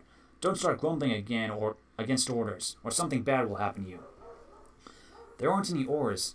How are you going to push the boat back to the far bank? Asked the Hobbit. Give me another length of rope and another hook, said Feely. And when they had all got it ready, he cast it into the darkness ahead and as high as he could throw it. Since it did not fall down again, they saw that it must have stuck to the branches. Get in now, said Feely, and one of you haul on the rope that's stuck in the tree on the other side. One of the others must keep hold of the hook we used at first, and when we are safe on the other side, he can hook it on, and you can draw the boat back. In this way, they were all soon on the far bank, safe across the enchanted stream. Dwalin had just scrambled out with the coiled rope in his arm, and Bombur, still grumbling, was getting ready to follow, when something bad did happen. There was a flying sound of hooves on the path ahead. Out of the gloom came suddenly the shape of a flying deer. It charged into the dwarves and bowled them all over, and gathered itself for a leap. High it sprang and cleared the water with a mighty jump, but it did not reach the other side of the safety. Thorin was the only one who had kept his feet and his wits. As soon as they had landed, he had bent his bow and fitted an arrow in case any hidden guardian of the boat appeared. Now he sent a swift and sure shot into the leaping beast. As it reached the further bank, it stumbled. The shadows swallowed it up, but they heard the sound of hoofs quickly falter and then go still. Before they could shout in praise of the shot, however, a dreadful wail from Bilbo put all thoughts of venison out of their mind. "Bombur's fallen in! Bombur's drowning!" he cried. It was only too true. Bombur had only 1 foot on land when the heart bore down on him and sprang over him. He had stumbled, thrusting the boat away from the bank, and then toppled back into the dark water, his hand slipping off the slimy roots at the edge while the boat span slowly off and disappeared. They could still see his hood above the water when they ran to the bank. Quickly they flung a rope with a hook toward him. His hand caught it, and they pulled him to the shore. He was drenched from hair to boots, of course, but that was not the worst. When they laid him on the bank, he was already fast asleep, with one hand clutching the rope so tightly that they could not get it from his grasp, and fast asleep he remained in spite of all they could do. They were still standing over him, cursing their ill luck and Bomber's clumsiness, and lamenting the loss of the boat, which made it impossible for them to go back and look for the heart, when they became aware of the dim blowing of horns in the woods, and the sound of dogs baying far off. Then they all fell silent, and as they sat, it seemed they could hear the noise of a great hunt going on by the north of the path, though they saw no sign of it. Then they sat for a long while and did not dare to make a move. Bomber slept on with a smile on his fat face, as if he no longer cared for all the troubles that vexed them. Suddenly on the path ahead appeared some white deer, a hind and fawns as snowy white as the heart had been dark. They glimmered in the shadows. Before Thorn could cry out, 3 of the dwarves had leapt to their feet and loosed off arrows from their bows. None seemed to find their mark. The deer turned and vanished in the trees as silently as they had come, and in vain the dwarfs shot their arrows after them. "Stop! Stop!" shouted Thorn. But it was too late. The excited dwarfs had wasted their last arrows, and now the bows that Bjorn had given them were useless. They were a gloomy party that night, and the gloom gathered still deeper on them in the following days. They had crossed the enchanted stream, but beyond it the path seemed to straggle on just as before, and in the forest they could see no change. Yet if they had known more about it and considered the meanings of the hunt and the white deer that had appeared upon their path, they would have known that they were at last drawing toward the eastern edge, and would soon have come, if they could have kept up their courage and their hope, to thinner trees and places where the sunlight came again. But they did not know this, and they were burdened with the heavy body of Bomber, which they had to carry along with them as best they could, taking the wearisome task in turn of 4 each while the others shared their packs. If these had not become all too light in the last few days, they would never have managed it, but a slumbering and smiling Bomber was a poor exchange for packs filled with food, however heavy. In a few days a time came when there was practically nothing left to eat or drink. Nothing wholesome could they see growing in the woods, only funguses and herbs with pale leaves and unpleasant smell. About 4 days from the enchanted stream they came to a part where most of the trees were beeches. They were at first inclined to be cheered by the change, for here there were no undergrowth, and the shadow was not so deep. There was a greenish light about them, and in places they could see some distances to either side of the path. Yet the light only showed them endless lines of straight grey trunks like the pillars of some huge twilight hall. There was a breath of air and a noise of wind, but it had a sad sound. A few leaves came rustling down to remind them that the outside autumn was coming on. Their feet ruffled among the dead leaves and countless other autumns that drifted over the banks of the path from the deep red carpets of the forest. Still, Bomber slept, and they grew very weary. At times they heard disquieted laughter. Sometimes there was singing in the distance, too. The laughter was the laughter of fair voices, not of goblins, and the singing was beautiful, but it sounded eerie and strange, and they were not comforted. Rather, they hurried on from those parts with what strength they had left. 2 days later, they found their path going downward, and before long they were in a valley filled almost entirely with a mighty growth of oaks. "Is there no end to this accursed forest?" said Thorn.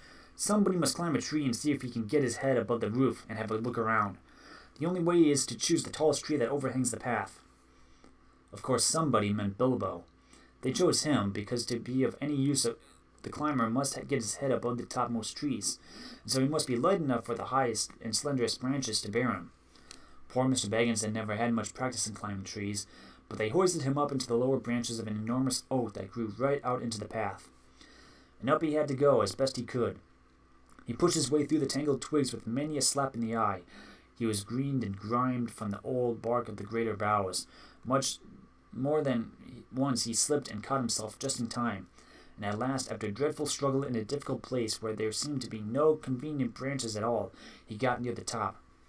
All the time he was wondering whether there were spiders on the trees, and how he was going to get down again, except by falling. In the end he poked his head above the roof of leaves, and there he found spiders all right, but they were only small ones of ordinary size, and they were after the butterflies. Bilbo's eyes were nearly blinded by the light. He could hear the dwarves shouting up at him from far below, but he could not answer, only hold on and blink. The sun was shining brilliantly, and it was a long while before he could bear it. When he could, he saw all round him a sea of dark green, ruffled here and there by a breeze, and there were everywhere hundreds of butterflies. I expect they were a kind of purple emperor, a butterfly that lives at the top of oak woods, but these were not purple at all. They were a dark, dark, velvety black, without any markings to be seen. He looked at the black emperors for a long time, and enjoyed the feel of the breeze in his hair and on his face. But at length the cries of the dwarves were now simply stammering with impatience down below, reminding him of his real business. It was no good. Gaze as much as he might, he could see no end to the trees and the leaves in any direction. His heart, that had been lightened by the light of the sun and the field of the wind, sank back into his toes. There was no food to go back to down below. Actually, as I have told you, they were not far off the edge of the forest. And if Bilbo had any sense to see it, the tree that he had climbed, though it was tall in itself, was standing near the bottom of the wide valley, so that from its top the tree seemed to swell up all round like the edge of a great bowl, and he could not expect to see how far the forest lasted. Still, he did not see it, and he climbed down full of despair. He got to the bottom again at last, scratched, hot, and miserable, and he could not see anything in the gloom below when he got there. His report soon made the others as miserable as he was. The forest goes on forever and ever and ever in all directions. Whatever shall we do? And what is the use of sending a hobbit? They cried, as if it was his fault. They did not care twopence about the butterflies, and were only made more angry when he told them of the beautiful breeze, which they were too heavy to climb up to feel. That night they ate their very last scraps and crumbs of food, and the next morning when they woke, the first thing they noticed was that they were still gnawingly hungry, and the next thing was that it was raining, and that here and there the drips of it was dropping heavily on the forest floor. That only reminded them that they were also partially thirsty, without doing anything to relieve them. You cannot quench a terrible thirst by standing under giant oaks and waiting for a chance drip to fall on your tongue. The only scrap of comfort came unexpectedly from Bomber. He woke up suddenly and sat up scratching his head. He could not make out where he was at all, nor why he felt so hungry, for he had forgotten everything that had happened since they started their journey that May morning long ago. The last thing that he remembered was the party at the Hobbit's house, and they had great difficulty in making him believe their tale of all the many adventures they had had since. When he heard that there was nothing to eat, he sat down and wept, for he felt very weak and wobbly in the legs. "Why ever did I wake up?" he cried. "I was having such beautiful dreams. I dreamed I was walking in a forest rather than like this one, only lit with torches on the trees and lamps swinging from the branches and fires burning on the ground. And there was a great feast going on forever. A woodland king was there with a crown of leaves, and there was a merry singing, and I could not count or describe the things that were to eat and drink." "You need not try," said Thorin. "In fact, if you can't talk about something else, you had better be silent. We're quite annoyed enough with you as it is. If you hadn't waked up, we should have left you to your idiotic dreams in the forest. You are no joke to carry, even after weeks of short commons." There was nothing now to be done but to tighten the belts around their empty stomachs, and hoist their empty sacks and packs, and trudge along the tracks without any great hope of ever getting to the end before they lay down and died of starvation.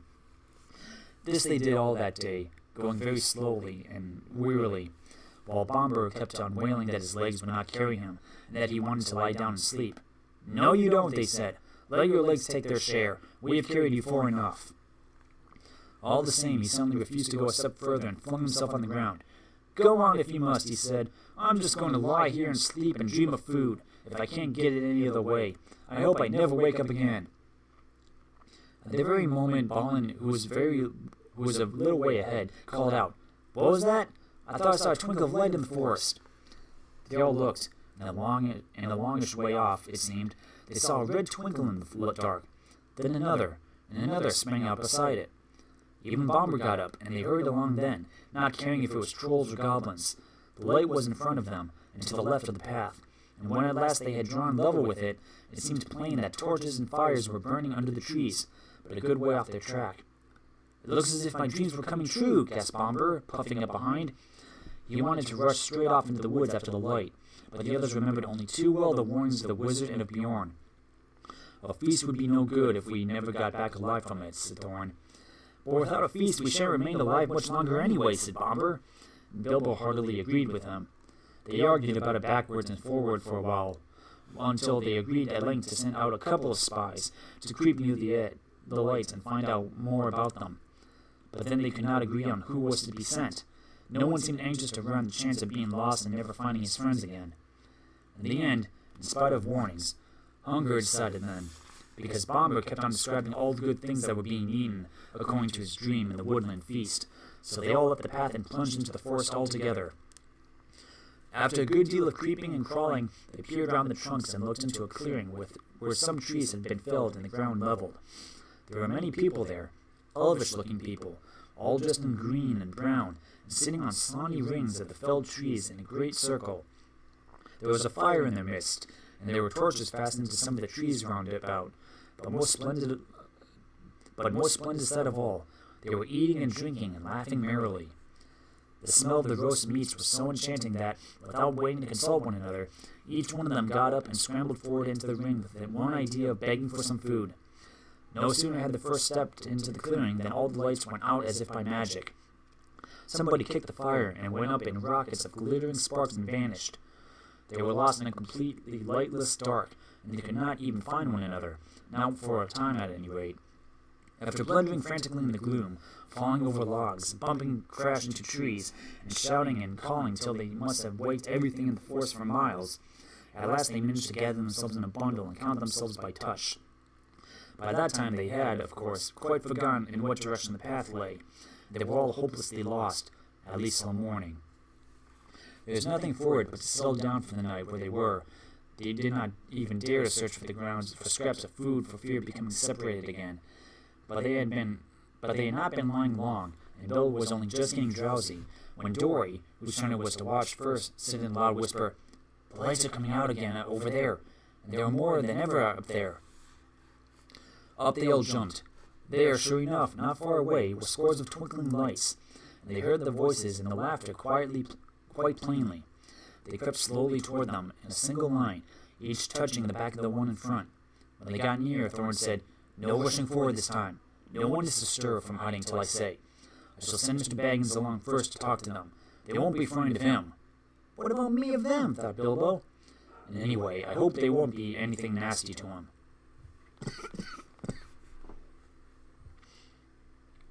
When they got to the edge of the circle of lights, they pushed Bilbo suddenly from behind. Before he had time to slip on his ring, he stumbled forward into the full blaze of the fire and torches. It was no good. Out went all the lights again, and complete darkness fell. If it had been difficult collecting themselves before, it was far worse this time, and they simply could not find the Hobbit. Each time they counted themselves, it only made 13. They shouted and called, "Bilbo Baggins! Hobbit! You dreaded Hobbit! Aye, Hobbit! Confustigate you! Where are you?" And other sorts of that. And other things of that sort, but there was no answer. They were just giving up hope when Dory stumbled across him by sheer luck. In the dark, he fell over when he thought it was a log, and he found it was the Hobbit curled up fast asleep.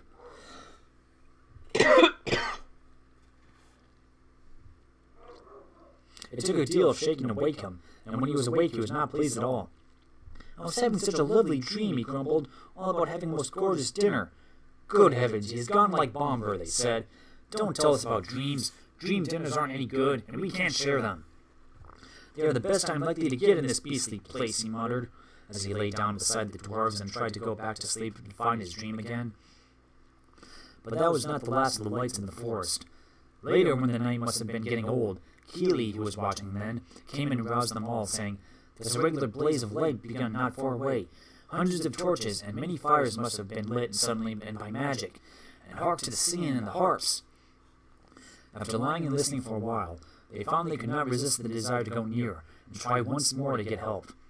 Up they all got again, and this time the result was disastrous.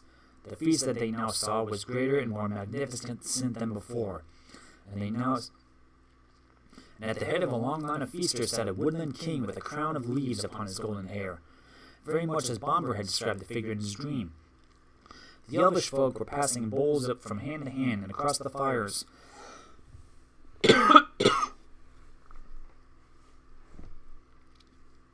And some were harping, and many were singing. Their gleaming hair was twined with flowers, green and white gems glinted on their collars and their belts, and their faces and their songs were filled with mirth. Loud and clear and fair were these songs, and out stepped Thorn into their midst. Dead silence fell in the middle of the word. Out went all the lights. The fires leapt up in black smoke, Ashes and cinders were in the eyes of the dwarfs, and the wood was filled again with their clamor and their cries. Bilbo found himself running round and round, as he thought, and calling out, Dori, Nori, Ori, Oin, Gloin, Feely, Keely, Bomber, Biffer, Bofer, Dwalin, Balin, Thorn, Oakenshield, while people he could not see or feel were doing the same all around him, with an occasional Bilbo thrown in. But the cries of the others got steadily further and fainter, and though after a while it seemed to him they changed to yells and cries for help in the far distance, all noise at last died right away, and he was left alone in complete silence and darkness. That was one of his most miserable moments, but he soon made up his mind that it was no good trying to do anything till day came with some little light, and quite useless to go blundering about tiring himself out with no hope of any breakfast to revive him. So he sat himself down with his back to a tree, and now for the last time fell to thinking of his favorite hobbit hole with its beautiful pantries. He was deep in thought of bacon and eggs and toast and butter when he felt something touch him. Something like a strong, sticky string was against his left hand, and when he tried to move, he found that his legs were already wrapped in the same stuff, and that when he got up, he fell over. Then the great spider, who had been busy tying him up while he dozed, came from behind him and came at him. He could only see the thing's eyes, but he could feel it. He could only see the thing's eyes, but he could feel its hairy leg as it struggled to wind its abominable threads round and round him. It was lucky that he had come to his senses in time. Soon he would not have been able to move at all. As it was, he had a desperate fight before he got free. He beat the creature off with his hands. It was trying to poison him to keep him quiet, as small spiders do to flies, until he remembered his sword and drew it out. Then the spider jumped back, and he attempted to cut his legs loose. After that, it was his turn to attack. The spider evidently was not used to things that carried such stings at their sides, or it would have hurried away quicker. Bilbo came at it before it could disappear and stuck it with his sword right in the eyes. Then it went mad and leaped and danced and flung out its legs in horrible jerks until he killed it with another stroke. And then he fell down and remembered nothing more for a long time. There was the usual dim gray light of the forest day about him when he came to his senses. The spider lay dead beside him, and his sword blade was stained black. Somehow the killing of the giant spider, all alone by himself in the dark, without the help of the wizard or the dwarfs or of anyone else, made a great difference to Mr. Baggins. He felt a different person, and much fiercer and bolder in spite of an empty stomach. As he wiped his sword on the grass and put it back in its sheath, "I will give you a name," he said to it, "and I shall call you Sting." After that he set out to explore. The forest was grim and silent, but obviously he had first of all to look for his friends, who were not likely to be far off, unless they had been made prisoners by the elves, or worse things. Bilbo felt that it was unsafe to shout, and he stood a long while wondering in what direction the path lay, and in what direction he should go first for the dwarves. "Oh, why did we not remember Bjorn's advice?" and Gandalf's, he lamented. "What a mess we are in now. We. I only wish it was we. It is horrible being all alone." In the end, he made as good a guess as he could at the direction from which the cries for help had come in the night, and by luck, he was born with a good share of it, he guessed more or less right, as you will see. Having made up his mind, he crept along as clever as he could. Hobbits are clever at quietness, especially in woods, as I have already told you. Also, Bilbo had slipped on his ring before he started. That is why the spiders neither saw nor heard him coming. He picked his way stealthily for some distance, when he noticed a place of dense black shadow ahead of him, black even for that forest, like a patch of midnight that had never been cleared away. As he drew nearer, he saw that it was made by spider webs, one behind and over, entangled with one another. Suddenly he saw, too, that there were spiders, huge and horrible, sitting in the branches above him, and ring or no ring, he trembled with fear lest they should discover him. Standing behind a tree, he watched a group of them for some time, and then in the silence and stillness of the wood, he realized that these loathsome creatures were speaking one to another. The voices were sort of thin, creaking and hissing, but he could make out many of the words that they said. They were talking about the dwarfs. "It was a sharp struggle, but worth it," said one. "What nasty thick skins they have, to be sure, but I'll wager there is good juice inside." "Aye, they'll make fine eating when they've hung a bit," said another. "Don't hang 'em all too long," said a third. They're not as fat as they might be. Been feeding none too well of late, I should guess. Kill 'em, I say, hissed a fourth. Kill 'em now and hang 'em dead for a while. They're dead now, I'll warrant, said the first. That they are not. I saw one struggling just now, just coming around again, I should say, after a beautiful sleep. Supposed to be beautiful sleep. I'll show you. With that, one of the fat spiders ran along a rope till it came to a dozen bundles hanging in a row from a high branch. Bilbo was horrified, now that they noticed them for the first time dangling in the shadows, to see a dwarfish foot sticking out of the bottom of some of the bundles, or here and there the tip of a nose, or a bit of beard, or a hood. To the fattest of these bundles the spider went. This poor old bomber, I bet, thought Bilbo, nipped hard at the nose that stuck out. There was a muffled yelp inside, and a toe shot up and kicked the spider straight and hard. There was life in Bomber still. There was a noise like the kicking of a flappy football, and the enraged spider fell off the branch, only catching itself with its own thread just in time. The others laughed. You were quite right, they said. The meat's alive and kicking. I'll soon put an end to that, hissed the angry spider, climbing back onto the branch. Bilbo saw that the moment had come when he must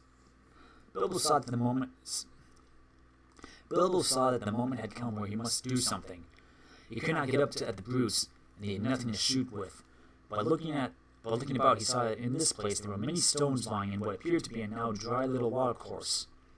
Bilbo was a pretty fair shot with a stone, and it did not take him long to find a nice smooth egg-shaped one that fitted his hand cozily. As a boy, he used to practice throwing stones at things, until rabbits and squirrels and even birds got out of his way as quickly as lightning if they saw him stoop, and even grown up, he had still spent a deal of his time at quoits, dart throwing, and shooting at the wand, bowls, ninepins, and other quiet games of the aiming and throwing sort. Indeed, he could do lots of things, besides blowing smoke rings, asking riddles, and cooking, that I haven't had time to tell you about. There is no time now. While he was picking up stones, the spider had reached Bomber, and soon he would have been dead. At that moment, Bilbo threw. The stone struck the spider plump on the head, and it dropped senseless off the tree, flopped to the ground, and with all its legs curled up. The next stone went whizzing through a big web, snapping its cords, and taking off the spider sitting in the middle of it. Whack! Dead. After that, there was a deal of commotion in the spider colony, and they forgot the dwarves for a bit. I can tell you. They forgot the dwarves for a bit, I can tell you. They could not see Bilbo, but they could make a good guess at the direction from which the stones were coming. As quick as lightning, they came running and swinging toward the Hobbit, flinging out their long threads in all directions, till the air seemed full of waving snares. Bilbo, however, soon slipped away to a different place. The idea came to him to lead the fierce spiders further and further away from the dwarves, if he could, to make them curious, excited, and angry all at once. When about 50 had gone off to the place where he had stood before, he threw some more stones at these, and at others that had stopped behind. Then, dancing among the trees, he began to sing a song to infuriate them, and bring them all about after him, and also to let the dwarves hear his voice. This is what he sang. Old fat spider spinning in a tree, old fat spider can't see me, Addercomb, won't you, Addercop, won't you stop your spinning and look for me. Old Tom Noddy, old big body, old Tom Noddy can't spy me, Addercop, down you drop, you'll never catch me up your tree. Not very good, perhaps, but then you must remember that he had to make it up himself, on the spur of a very awkward moment. It did what he wanted to, anyway. As he sang, he threw some more stones and stamped. Practically all the spiders in the place came after him. Some dropped to the ground, others raced along the branches, swung from tree to tree, or cast new ropes across the dark places. They made for his noise far quicker than he had expected. They were frightfully angry. Quite apart from the stones, no spider had ever liked being called Addercop, and Tom Noddy, of course, is insulting to anybody. Off Bilbo scuttled to a fresh place, but several of the spiders had run now to different spots of the glade where they lived, and were busy spinning webs across all the spaces between the tree stems. Very soon the Hobbit would be caught in a thick fence of them all round him. That, at least, was the spider's idea. Standing now in the middle of the hunting and spinning insects, Bilbo plucked up his courage and began a new song. Lazy lob and crazy cob are weaving webs to wind me. I am far more sweet than other meat, but still they cannot find me. Here I am, naughty little fly. You are fat and lazy. You cannot trap me, though you try, and your cobweb's crazy. With that, he turned and found that the last space between two tall trees had been closed with a web, but luckily not a proper web.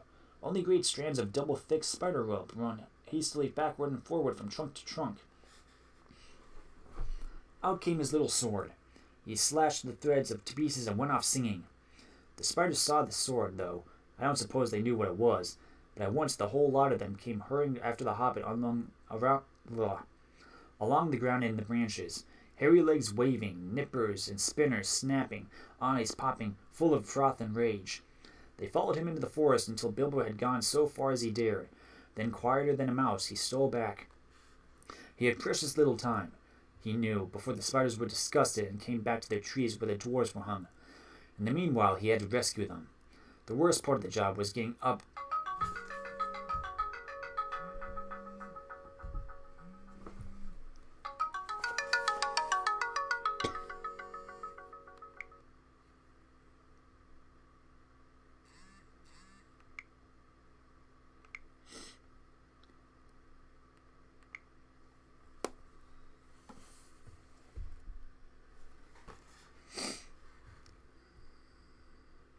The worst part of the job was getting up onto the long branch where the bundles were dangling.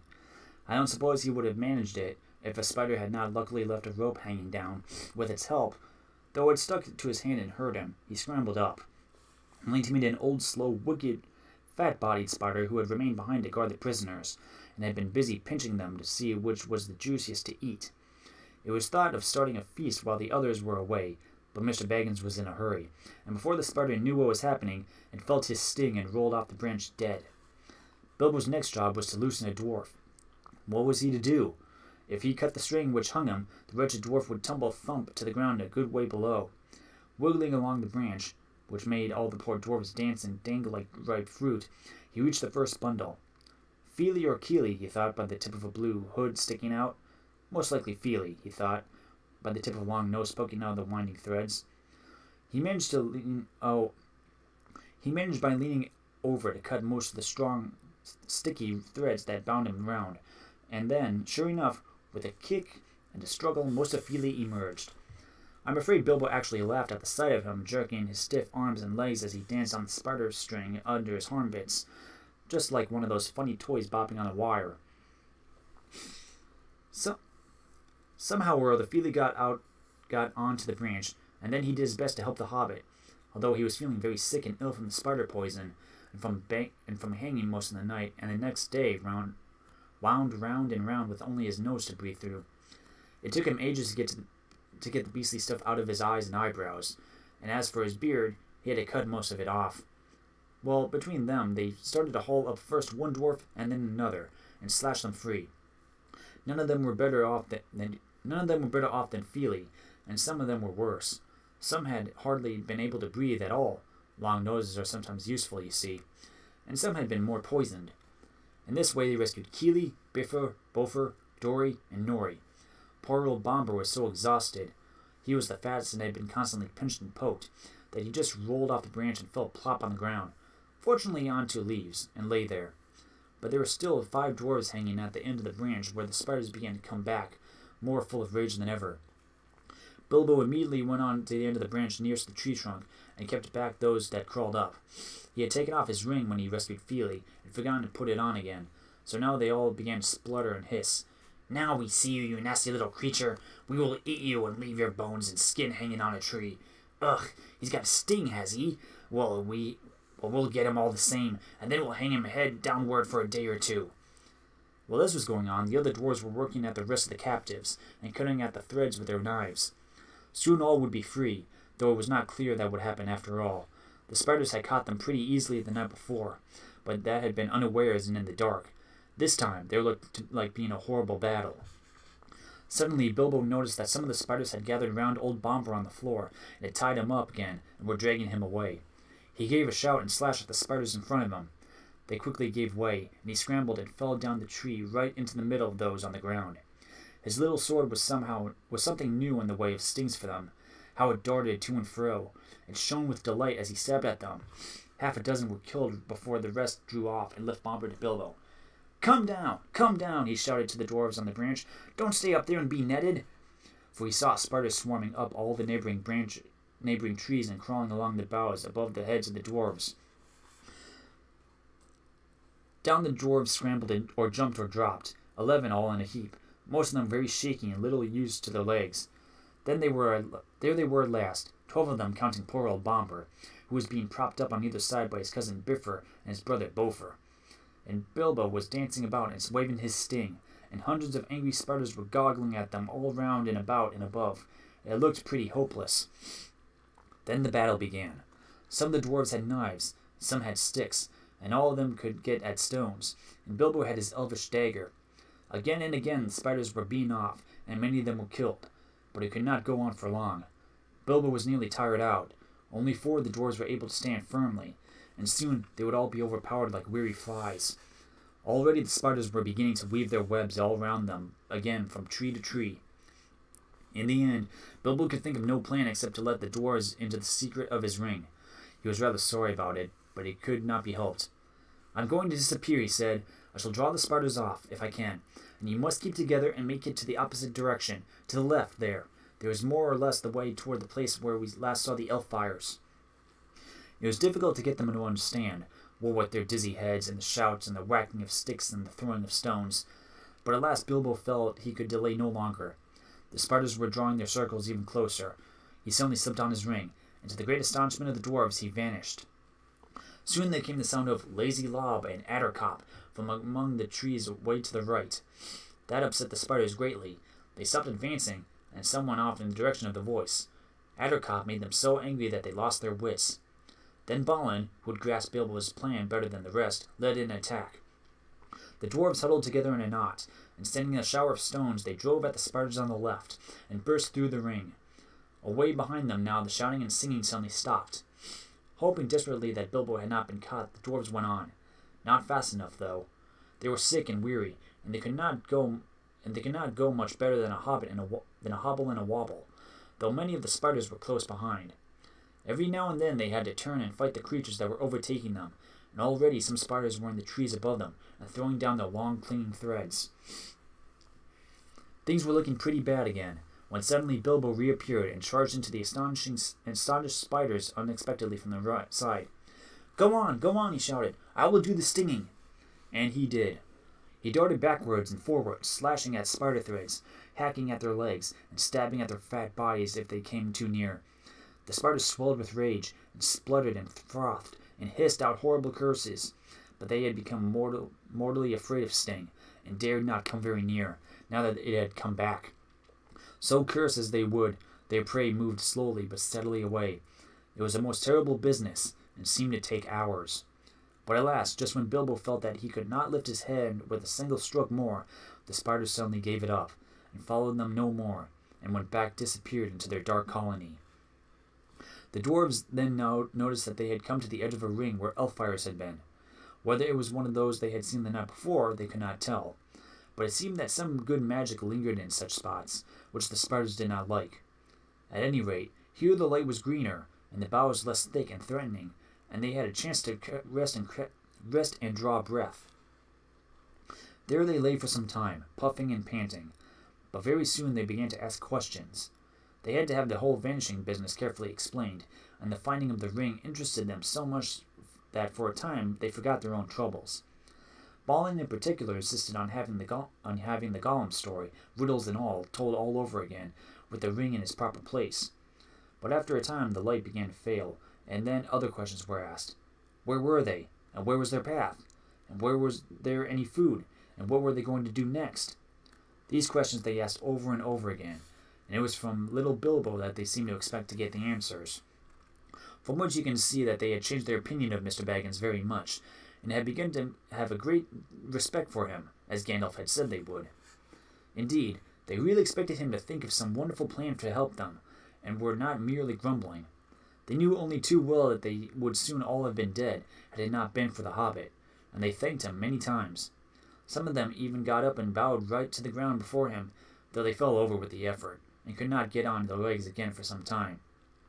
Knowing the truth about the vanishing did not lessen their opinion of Bilbo at all, for they saw that he had some wits, and as well as luck and a magic ring, and all three are very useful possessions.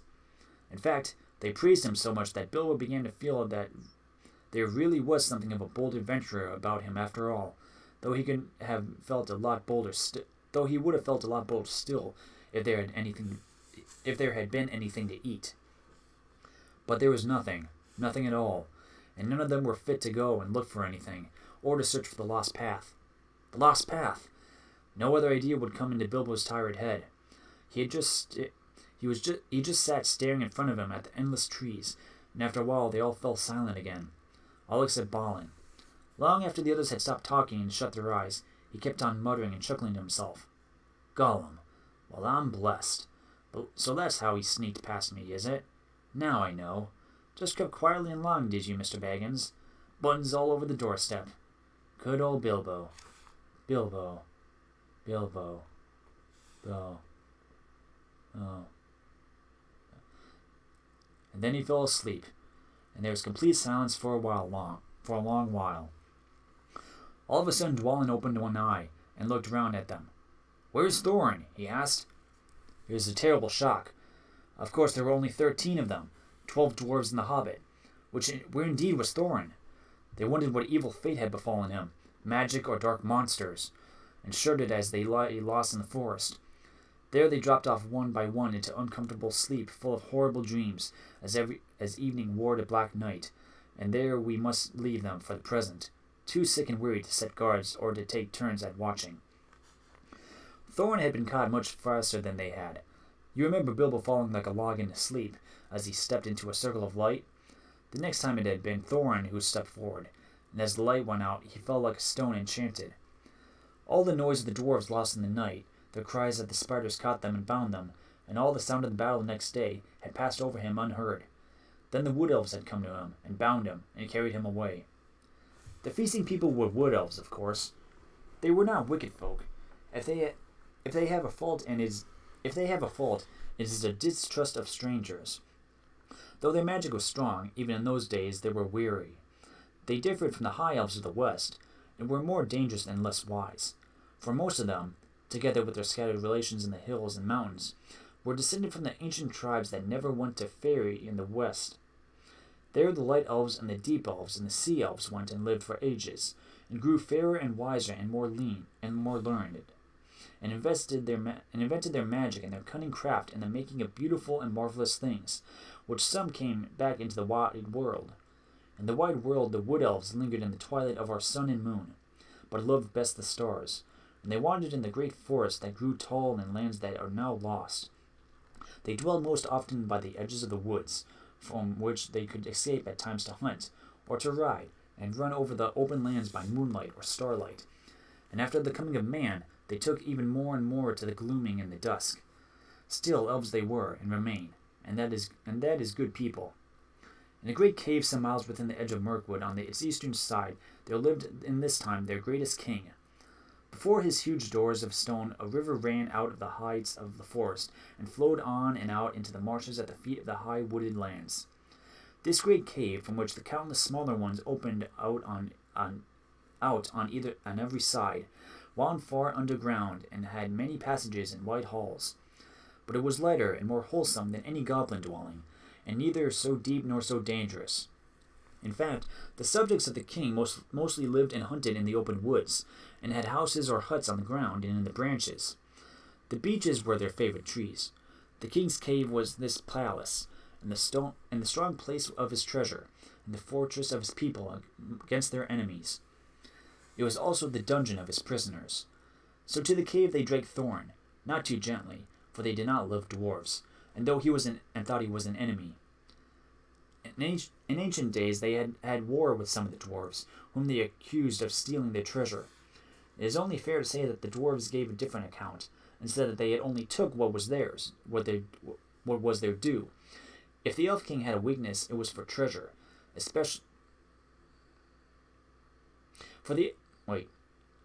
It is only fair to say that the dwarves gave a different account, and said that they only took what was their due, for the Elf King had bargained with them to shape his raw gold and silver, and had afterwards refused to give them their pay. If the Elf King had a weakness, it was for treasure, especially for silver and white gems, and though his hoard was rich, he was ever eager for more, since he had not yet as great a treasure as other elf lords of old. His people neither mined nor worked metals or jewels, nor did they bother much with trade or with tilling the land. All this was well known to each dwarf, though Thorn's family had had nothing to do with the quarrel I have spoken of. Consequently, Thorn was angry at their treatment of him when they took their spell off him and he came to his senses, and also he was determined that no word of gold or jewels should be dragged out of him. The king looked sternly at Thorn when he was brought before him, and asked him many questions, but Thorn would only say that he was starving. "Why did you and your folk 3 times try to attack my people at their merrymaking?" asked the king. "We did not attack them," answered Thorn. "We came to beg, because we were starving." "Where are your friends now, and what are they doing?" "I don't know, but I expect starving in the forest." "What were you doing in the forest?" "Looking for food and drink, because we were starving." "But what brought you into the forest at all?" asked the king angrily. At that Thorn shut his mouth, and would not say another word. "Very well," said the king. "Take him away, and keep him safe until he feels inclined to tell the truth, even if he waits 100 years. Then the elves put thongs on him, and shut him in one of the inmost caves with strong wooden doors, and left him. They gave him food and drink, plenty of both, if not very fine, for wood elves were not goblins, and were reasonably well behaved even to their worst enemies, when they captured them. The giant spiders were the only living thing that they had no mercy for. There in the king's dungeon poor Thorn lay, and after he had got over his thankfulness for bread and meat and water, he began to wonder what had become of his unfortunate friends. It was not very long before he discovered, but that belongs to the next chapter and the beginning of another adventure in which the Hobbit again showed his usefulness. Okay, drink break.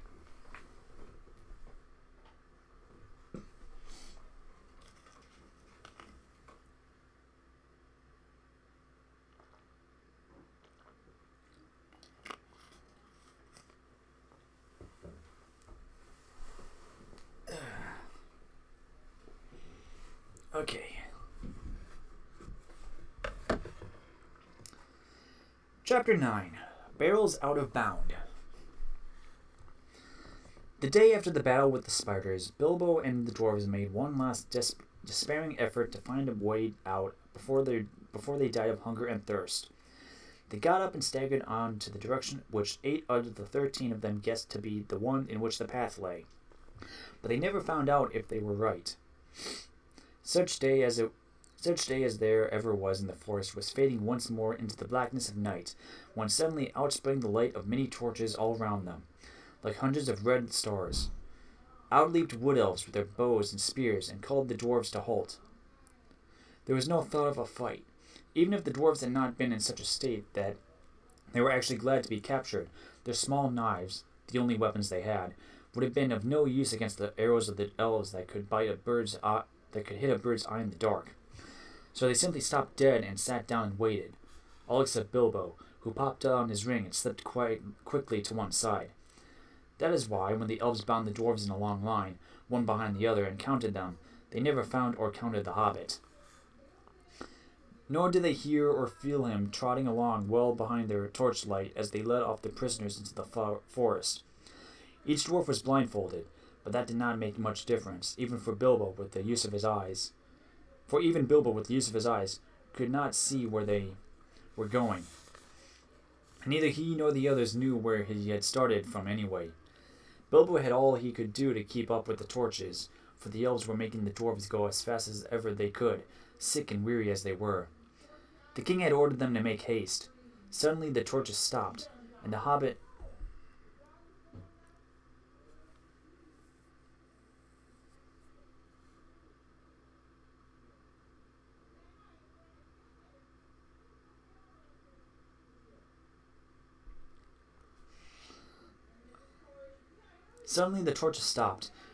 had just time to catch them up before they began to cross the bridge. This was the bridge that led across the river to the king's doors.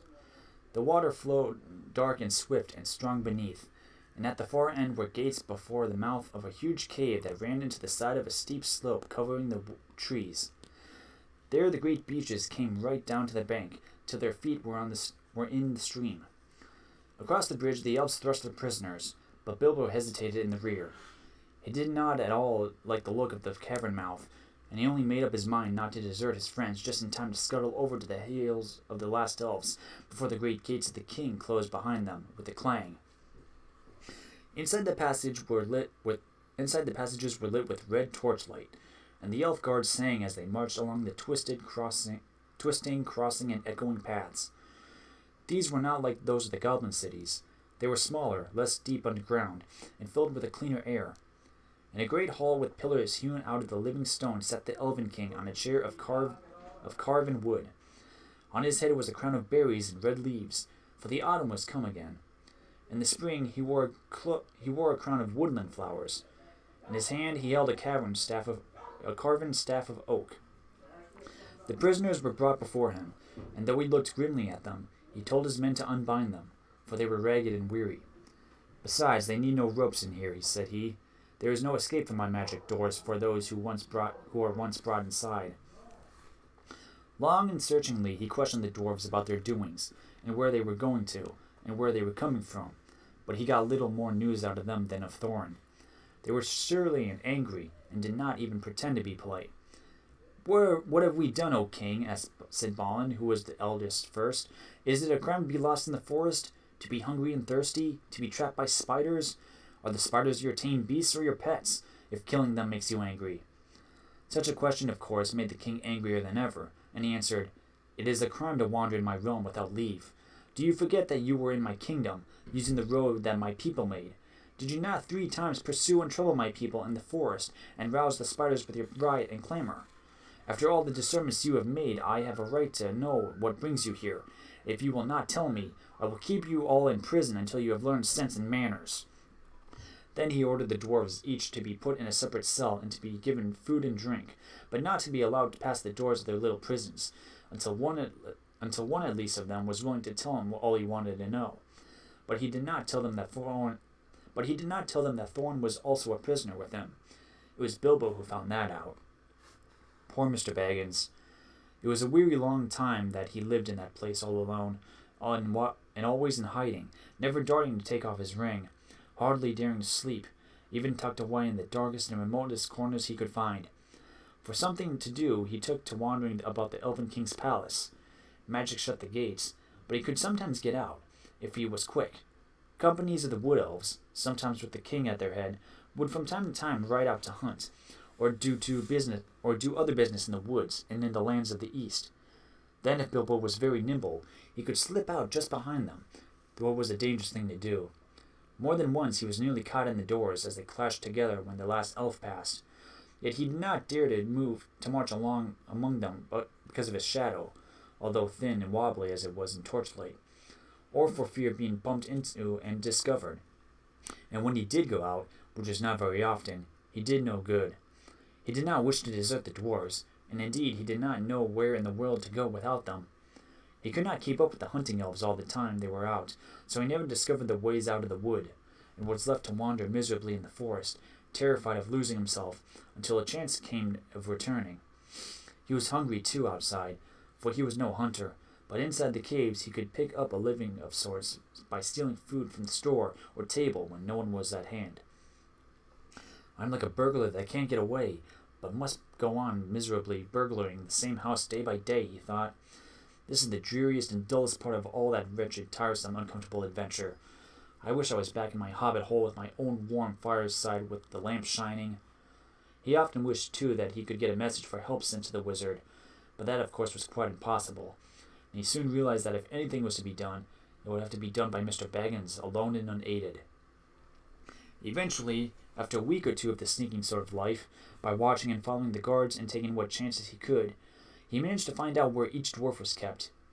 He found all their 12 cells in different parts of the palace, and after a time he got to know his way about very well. What was his surprise one day to overhear some of the guards talking and to learn that there was another dwarf in prison too, an especially deep, dark place. He guessed at once, of course, that that was Thorin, and after a while he found that his guess was right. At last, after many difficulties, he managed to find the place where no one was about, and to have a word with the chief of the dwarves. Thorin was too wretched to be angry any longer at his misfortunes, and was even beginning to think of telling the king all about his treasure and his quest, which shows how low-spirited he had become, when he heard Bilbo's little voice at his keyhole. He could hardly believe his ears. Soon, however, he made up his mind that he could not be mistaken, and he came to the door and had a long whispered talk with the hobbit on the other side. So it was that Bilbo was able to take secretly Thorin's message to each of the other imprisoned dwarves, telling them that Thorin and their chief was also in prison close at hand, and that no one was to reveal their errand to the king, not yet, nor before Thorin gave the word. For Thorin had taken heart against hearing how the hobbit had rescued his companions from the spiders, and was determined once more not to ransom himself with promises to the king of a share in the treasure, until all hope of escaping in any other way had disappeared. Until, in fact, the remarkable Mr. Invisible Baggins, of whom he began to have a very high opinion indeed, had altogether failed to think of something clever. The other dwarfs quite agreed when they got the message. They all thought their own shares of the treasure, which they quite regarded as theirs in spite of their plight and their still unconquered dragon, would suffer seriously if the wood elves claimed part of it, and they all trusted Bilbo. Just what Gandalf had said would happen, you see. Perhaps that was part of his reason for going off and leaving them. Bilbo, however, did not feel nearly as hopeful as they did. He did not like being depended on by everyone, and he wished he had the wizard at hand. But there was no use. Probably all the dark distance of Mirkwood lay between them. He sat and thought until his head nearly burst, but no idea could come. One invisible ring was a very fine thing, but it was not much good amongst 14. But of course, as you have guessed, he did rescue his friends in the end, and this is how it happened. One day, nosing and wandering about, Bilbo discovered a very interesting thing. The great gates were not the only entrance to the caves. A stream flowed under part of the lowest regions of the palace, and joined the forest river some way further to the east, beyond the steep slope out of which the main mouth appeared. Where this underground watercourse came forth from the hillside, there was a water gate. There the rocky roof came down close to the surface of the stream, and from it a portcullis could be dropped right to the bed of the river to prevent anyone coming in or out that way. But the portcullis was often open, for a good deal of traffic went in and out by the water gate. If anyone had come in that way, he would have found himself in a dark, rough tunnel leading deep into the heart of the cliff of the hill. But at one point, when it passed under the caves, the roof had been cut away and covered with great oaken trapdoors. These opened upward into the king's cellars. There stood barrels and barrels and barrels, for the wood elves, and especially their king, was very fond of wine, though no vines grew in these parts. The wine and other goods were brought from far away, from their kinfolk in the south, and from the vineyards of men in distant lands. Hiding behind one of the largest barrels, Bilbo discovered the trapdoors and their use, and lurking up there, listened to the talk of the king's servants. He learned how the wine and other goods came up the rivers, or over land, to the long lake. It seemed a town of men still throve there, built out of bridges far into the water as protection against enemies of all sorts, and especially against the dragon of the mountain. From Lake Town, the barrels were brought up the forest river. Often they were just tied together like big rafts and pulled or rowed up the stream, and sometimes they were loaded onto flat boats. When the barrels were empty, the elves cast them through the trapdoors, opened the water gate, and out the barrels floated out to the stream, bobbing along until they were carried by the current to a place far down the river where the bank jutted out, near to the very eastern edge of Mirkwood. There they were collected and tied together and floated back to Lake Town, which stood close to the point where the forest river flowed into the long lake. For some time Bilbo sat and thought about this water gate, and wondered if it could be used for the escape of his friends, and at last he had the desperate beginnings of a plan. The evening meal had been taken to the prisoners. The guards were tramping away down the passages, taking the torchlight with them, and leaving everything in darkness. Then Bilbo heard the king's butler bidding the chief of the guard good night.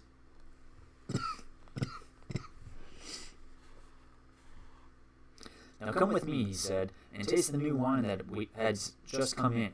I shall be hard at work tonight cleaning the cellars of the empty wood, so let us have a drink first to help the labor." "Very good," laughed the chief of the guards. "I'll taste with you, and see if it is fit for the king's table. There is a feast tonight. It will not do to send up poor stuff." When he heard this, Bilbo was all in a flutter, for he saw that luck was with him, and he had a chance at once to try his desperate plan. He followed the two elves until they entered a small cellar, and sat down at a table on which two large flagons were set. Soon they began to drink and laugh merrily. Luck of an unusual kind was with Bilbo then. It must be potent wine to make a wood elf drowsy. But this wine, it would seem, was the heady vintage of the great gardens of Dorthwinion, not meant for his soldiers or his servants, but for the king's feasts only, and for smaller bowls, not for the butler's great flagons.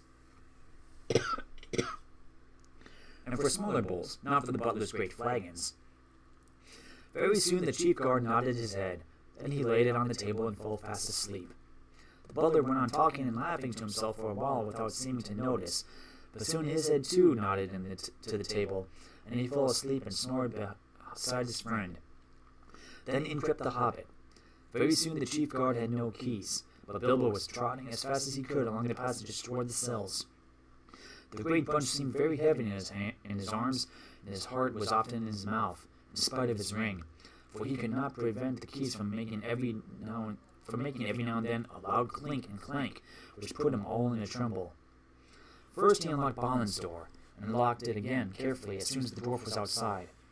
Balin was much surprised, as you can imagine, but glad that he was to get out of his wearisome little stone room. He wanted to stop and ask questions and know what Bilbo was going to do, and all about that. "No time now," said the Hobbit. "You just follow me. We must all keep together and not risk getting separated. All of us must escape or none, and this is our last chance. If this is found out, goodness knows what the king will put you next. With chains on your hands and feet too, I expect. Don't argue, that's a good fellow." Then off he went from door to door, until his following had grown to 12, none of them any too nimble, what with the dark and with their long imprisonment. Bilbo's heart thumped every time one of them bumped into another, or grunted or whispered in the dark. Drat this dwarvish racket," he said to himself. But all went well, and they met no guards. As a matter of fact, there was a great autumn feast in the woods that night, and in the halls above. Nearly all the king's folk were merrymaking. At last, after much blundering, they came to Thorn's dungeon, far down in a deep place, and fortunately not far from the cellars. "Upon my word," said Thorin, when Bilbo whispered to him to come out and join his friends, "Gandalf spoke true as usual. A pretty fine burglary you make, it seems, when the time comes. I'm sure we are all forever in your great service, whatever happens after this. But what comes next?" Bilbo saw that the time had come to explain his idea, so far as he could. But he did not feel as all sure about how the dwarves would take it. His fears were quite justified, for they did not like it a bit, and started grumbling loudly in spite of their danger. "We shall be bruised and battered to pieces, and drowned too, for certain," they muttered. We thought you had got some sensible notion when you managed to get hold of the keys. This is a mad idea." "Very well," said Bilbo, very downcast, and also rather annoyed. "Come along back to your nice cells, and I will lock you all in again, and you can sit there comfortably and think of a better plan. But I don't suppose I should ever get hold of the keys again, even if I feel inclined to try." That was too much for them, and they calmed down. And in the end, of course, they had to do just as Bilbo suggested, because it was obviously impossible for them to try and find their way into the upper halls, or to fight their way out of gates that closed by magic. And it was no good grumbling in the passages until they were caught again. So, following the Hobbit, down into the lowest cellars they crept. They passed the door through which the chief guard and the butler could be seen, still happily snoring with smiles upon their faces. The wine of Dorthwinion brings deep and pleasant dreams. There would be a different expression on the face of the chief guard next day, even though Bilbo, before they went on, stole in to kind-heartedly put the keys back on his belt. "That will save him some of the trouble he is in for," said Mr. Baggins to himself.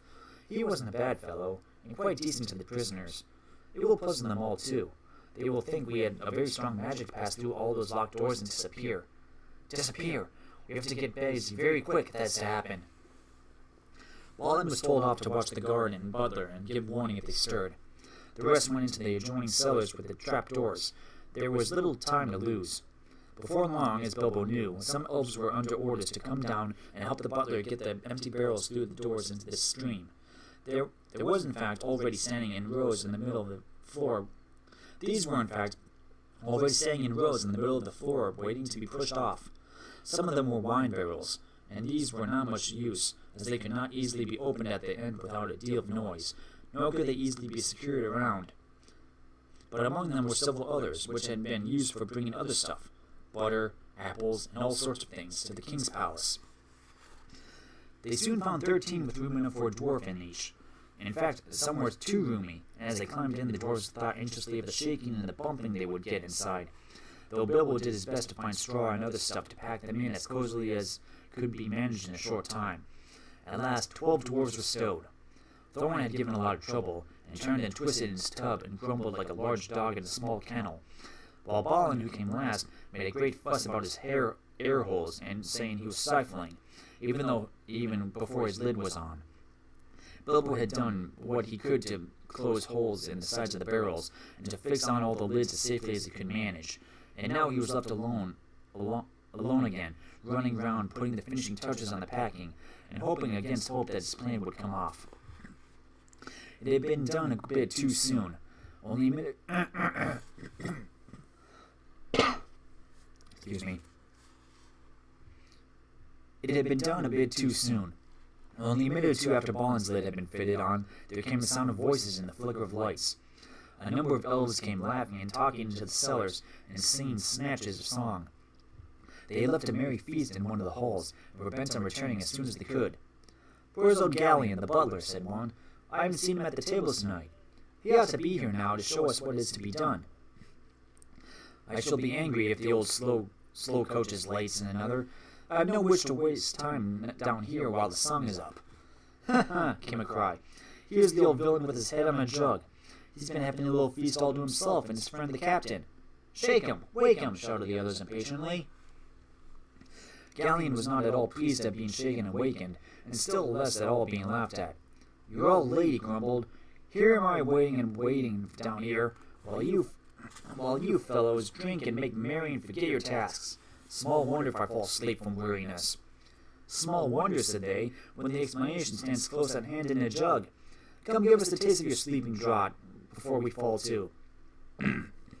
No need to wake the turnkey yonder. He has had his share by the look of it." Then they drank once round and became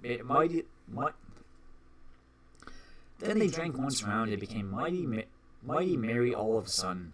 But they did not quite lose their wits. "Save us, Gallion," cried some. "You began your feasting early and muddled your wits. You have stacked some full casks here instead of the empty ones, if there's anything in weight." "Get on with the work," growled the butler. "There's nothing in the feeling of weight in an idle tosspot's arms. These are the ones to go and no others. Do as I say." Very well," they answered, rolling the barrels to the opening. "On your head be it, if the king's full butter tubs and his best wine is pushed into the river for the lake men to feast on for nothing." Roll, roll, roll, roll, roll, roll, rolling down the hole. Heave, ho, splash, plump, down they go, down they bump. So they sang as first one barrel and then another rumbled to the dark opening and was pushed out into the open, cold water some feet below. Some were barrels really empty. Some were tubs neatly packed with a dwarf each.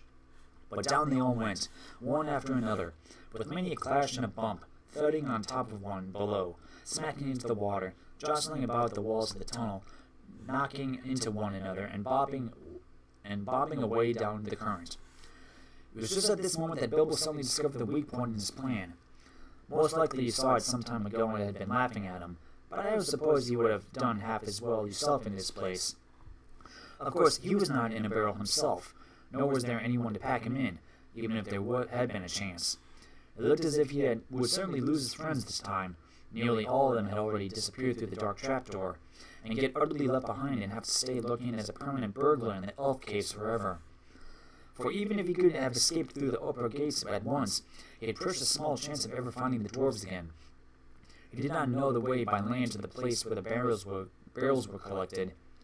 He wondered what on earth would happen to them without him, for he had not had time to tell the dwarves all that he had learned, or what he had meant to do, once they all went out the woods. While all these thoughts were passing through his mind, the elves being very merry, began to sing a song around the river door. Some had already gone to haul on the ropes which pulled up the portcullis at the water gate, so as to let out the barrels as soon as they were all afloat below. Down the swift dark stream you go, back to lands you once did know. Leave the halls and caverns deep, leave the northern mountains steep, where the forests wide and dim, stoops and shadows gray and grim, float beyond the world of trees, out into the whispering breeze, past the rushes, past the reeds, past the marshes' waving weeds, through the mist that riseth white, up from mere and pool at night. Follow, follow, stars that leap, up the heavens cold and steep, turn when dawn comes over land, over rapid, over sand, south away and south away, seek the sunlight and the day, back to pasture, back to mead, where the kine and oxen feed, back to gardens on the hill, where the berry swells and fills, under sunlight, under day, south away and south away, down the swift dark stream you go, back to lands you once did know. Now the very last barrel was being rolled to the doors. In despair and not knowing what else to do, poor little Bilbo caught hold of it and was pushed over the edge with it. Down into the water he fell, splash, and into the cold dark water with the barrel on top of him. He came up again spluttering and clinging to the wood like a rat, and for all his efforts he did not scramble on top. Every time he tried, the barrel rolled round and ducked him under again. It was really empty, and floated light as a cork. Though his ears were full of water, he could hear the elves still singing in the cellar above. Then suddenly the trapdoors fell in with a boom, and the voices faded away. He was in the dark tunnel floating in icy water, all alone, for you cannot count friends there all packed up in barrels. Very soon a great patch came in the darkness ahead. He heard the creak of the water gate being hauled up, and he found that he was in the midst of a bobbing and bumping mass of casks and tubs, all pressing together to pass under the arch, and out into the open stream. He had as much as he could do to prevent himself from being hustled and battered to bits, but at last the jostling crowd began to break up and swing off, one by one, until under the stony arch and away. Then he saw that it would have been no good even if he had managed to get astride his barrel, for there was no room to spare, nor even for a hobbit between its top and the suddenly stooping roof where the gate was. Out they went under the overhanging branches of the trees on either bank. Bilbo wondered what the dwarves were feeling, and whether a lot of water was getting into their tubs. Some of those that bobbed along by him in the gloom seemed pretty low in the water, and he guessed that these had dwarves inside. I do hope I put the lids on tight enough, he thought, but before long he was worrying too much about himself to remember the dwarves. He managed to keep his head above the water, but he was shivering with the cold, and he wondered if he would die of it before the luck turned, and how much longer he would be able to hang on, and whether he should risk the chance of letting go and trying to swim to the bank. The luck turned all right before long. The eddying current carried several barrels close ashore at one point, and there, for a while, they struck against some hidden root. Then Bilbo took the opportunity of scrambling up the side of his barrel while it held steady against another. Up he crawled like a drowned rat, and lay on the top, spraying out to keep balance as best he could. The breeze was cold, but better than the water, and he hoped he would not suddenly roll off again when they started off once more. Before long the barrels broke free again, and turned twisting off down the stream, and out into the main current. Then he found it quite as difficult to stick on as he had feared, but he managed it somehow, though it was miserably uncomfortable. Luckily he was very light, and the barrel was a good big one, and being rather leaky, had now shipped a small amount of water. All the same, it was like trying to ride, without bridle or stirrup, a round-bellied pony that was always thinking of rolling on the grass. In this way, at last, Mr. Baggins came to a place where the trees on either side grew thinner. He could see the paler sky between them. The dark river opened suddenly wide, and there it was joined to the main water of the forest river, flowing down in haste from the king's great door. There was a dim sheet of water no longer overshadowed, and on its sliding surface there was dancing and broken reflections of clouds and stars. Then the hurrying water of the forest river swept all the company of casks and tubs away to the north bank, in which it had eaten out a wide bay. This had a shingly shore. This had a shingling shore under hanging banks, and were walled at the eastern end by a little jutting cape of hard rock. On the shallow shore most of the barrels ran aground, though a few went on to bump against the stony pier. There were people on the lookout on the banks. They quickly pulled and pushed all the barrels together into the shadows, and when they had counted them, they roped them together and left them till the morning. Poor dwarves! Bilbo was not badly off now. He slipped from his barrel and waded ashore, and then sneaked along to some huts that he could see near the water's edge. He no longer thought twice about picking up a supper uninvited if he got the chance. He had been obliged to do it for so long, and he knew now only too well what it was to really be hungry, not merely politely interested in the dainties of a well-filled larder. Also, he had caught a glimpse of a fire through the trees, and that appealed to him, with his dripping and ragged clothes clinging to him cold and clammy. There is no need to tell you much of his adventures that night, for now we are drawing near the end of the eastward journey, and coming to the last and greatest adventure, so we must hurry on. Of course, helped by his magic ring, he got on very well at first, but he was given away in the end of his wet footsteps and the trail of drippings that he left whenever he went or sat. And also he began to snivel, and whenever he tried to hide, he was found out by the terrific explosions of his suppressed sneezes. Very soon there was a fine commotion in the village by the riverside, but Bilbo escaped into the woods, carrying a loaf and a leather bottle of wine and a pie that did not belong to him. The rest of the night he had to pass wet as he was, and far from a fire, but the bottle helped him to do that, and he actually dozed a little on some dry leaves, even though the year was getting late and the air was chilly. He woke again with a specially loud sneeze. It was already grey morning, and there was a merry racket down by the river. They were making up a raft of barrels, and the raft elves would soon be steering it off toward the stream to Lake Town. Bilbo sneezed again. He was no longer dripping, but he felt cold all over. He scrambled down as fast as his stiff legs would take him, and he managed to just in time get to the mass of casks without being noticed in the general bustle. Luckily, there was no sun at the time to cast an awkward shadow, and for a mercy he did not sneeze again for a good while. There was a mighty pushing of poles. The elves that were standing in the shallow water heaved and shoved. The barrels now all lashed together and creaked and fretted. "This is a heavy load," some grumbled. "They float too deep. Some of these are never empty. If they had come ashore in the daylight, we might have had a good look inside," they said. "No time now," cried the raftmen. "Shove off." And off they went at last, slowly at first, until they had passed the point of rock where other elves stood to fend them off with poles.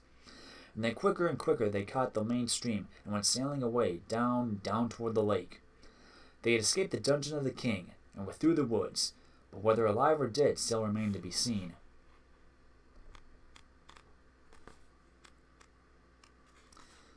We've been going for about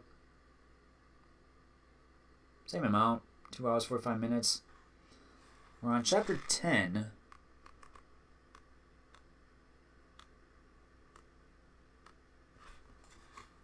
See, page 189.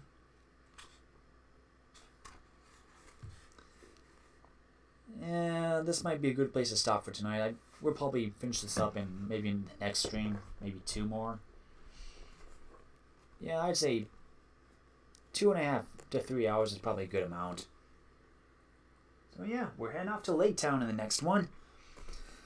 Hope you guys enjoyed this portion of the adventure, and we'll see if maybe we can finish it off in the next one. If not, it'll be a short stream after that. But I want to thank you all for joining me. Hope you all enjoyed this read-through. I'm Luke Dog, and I'll see you next time. Take care, everybody. Awoo!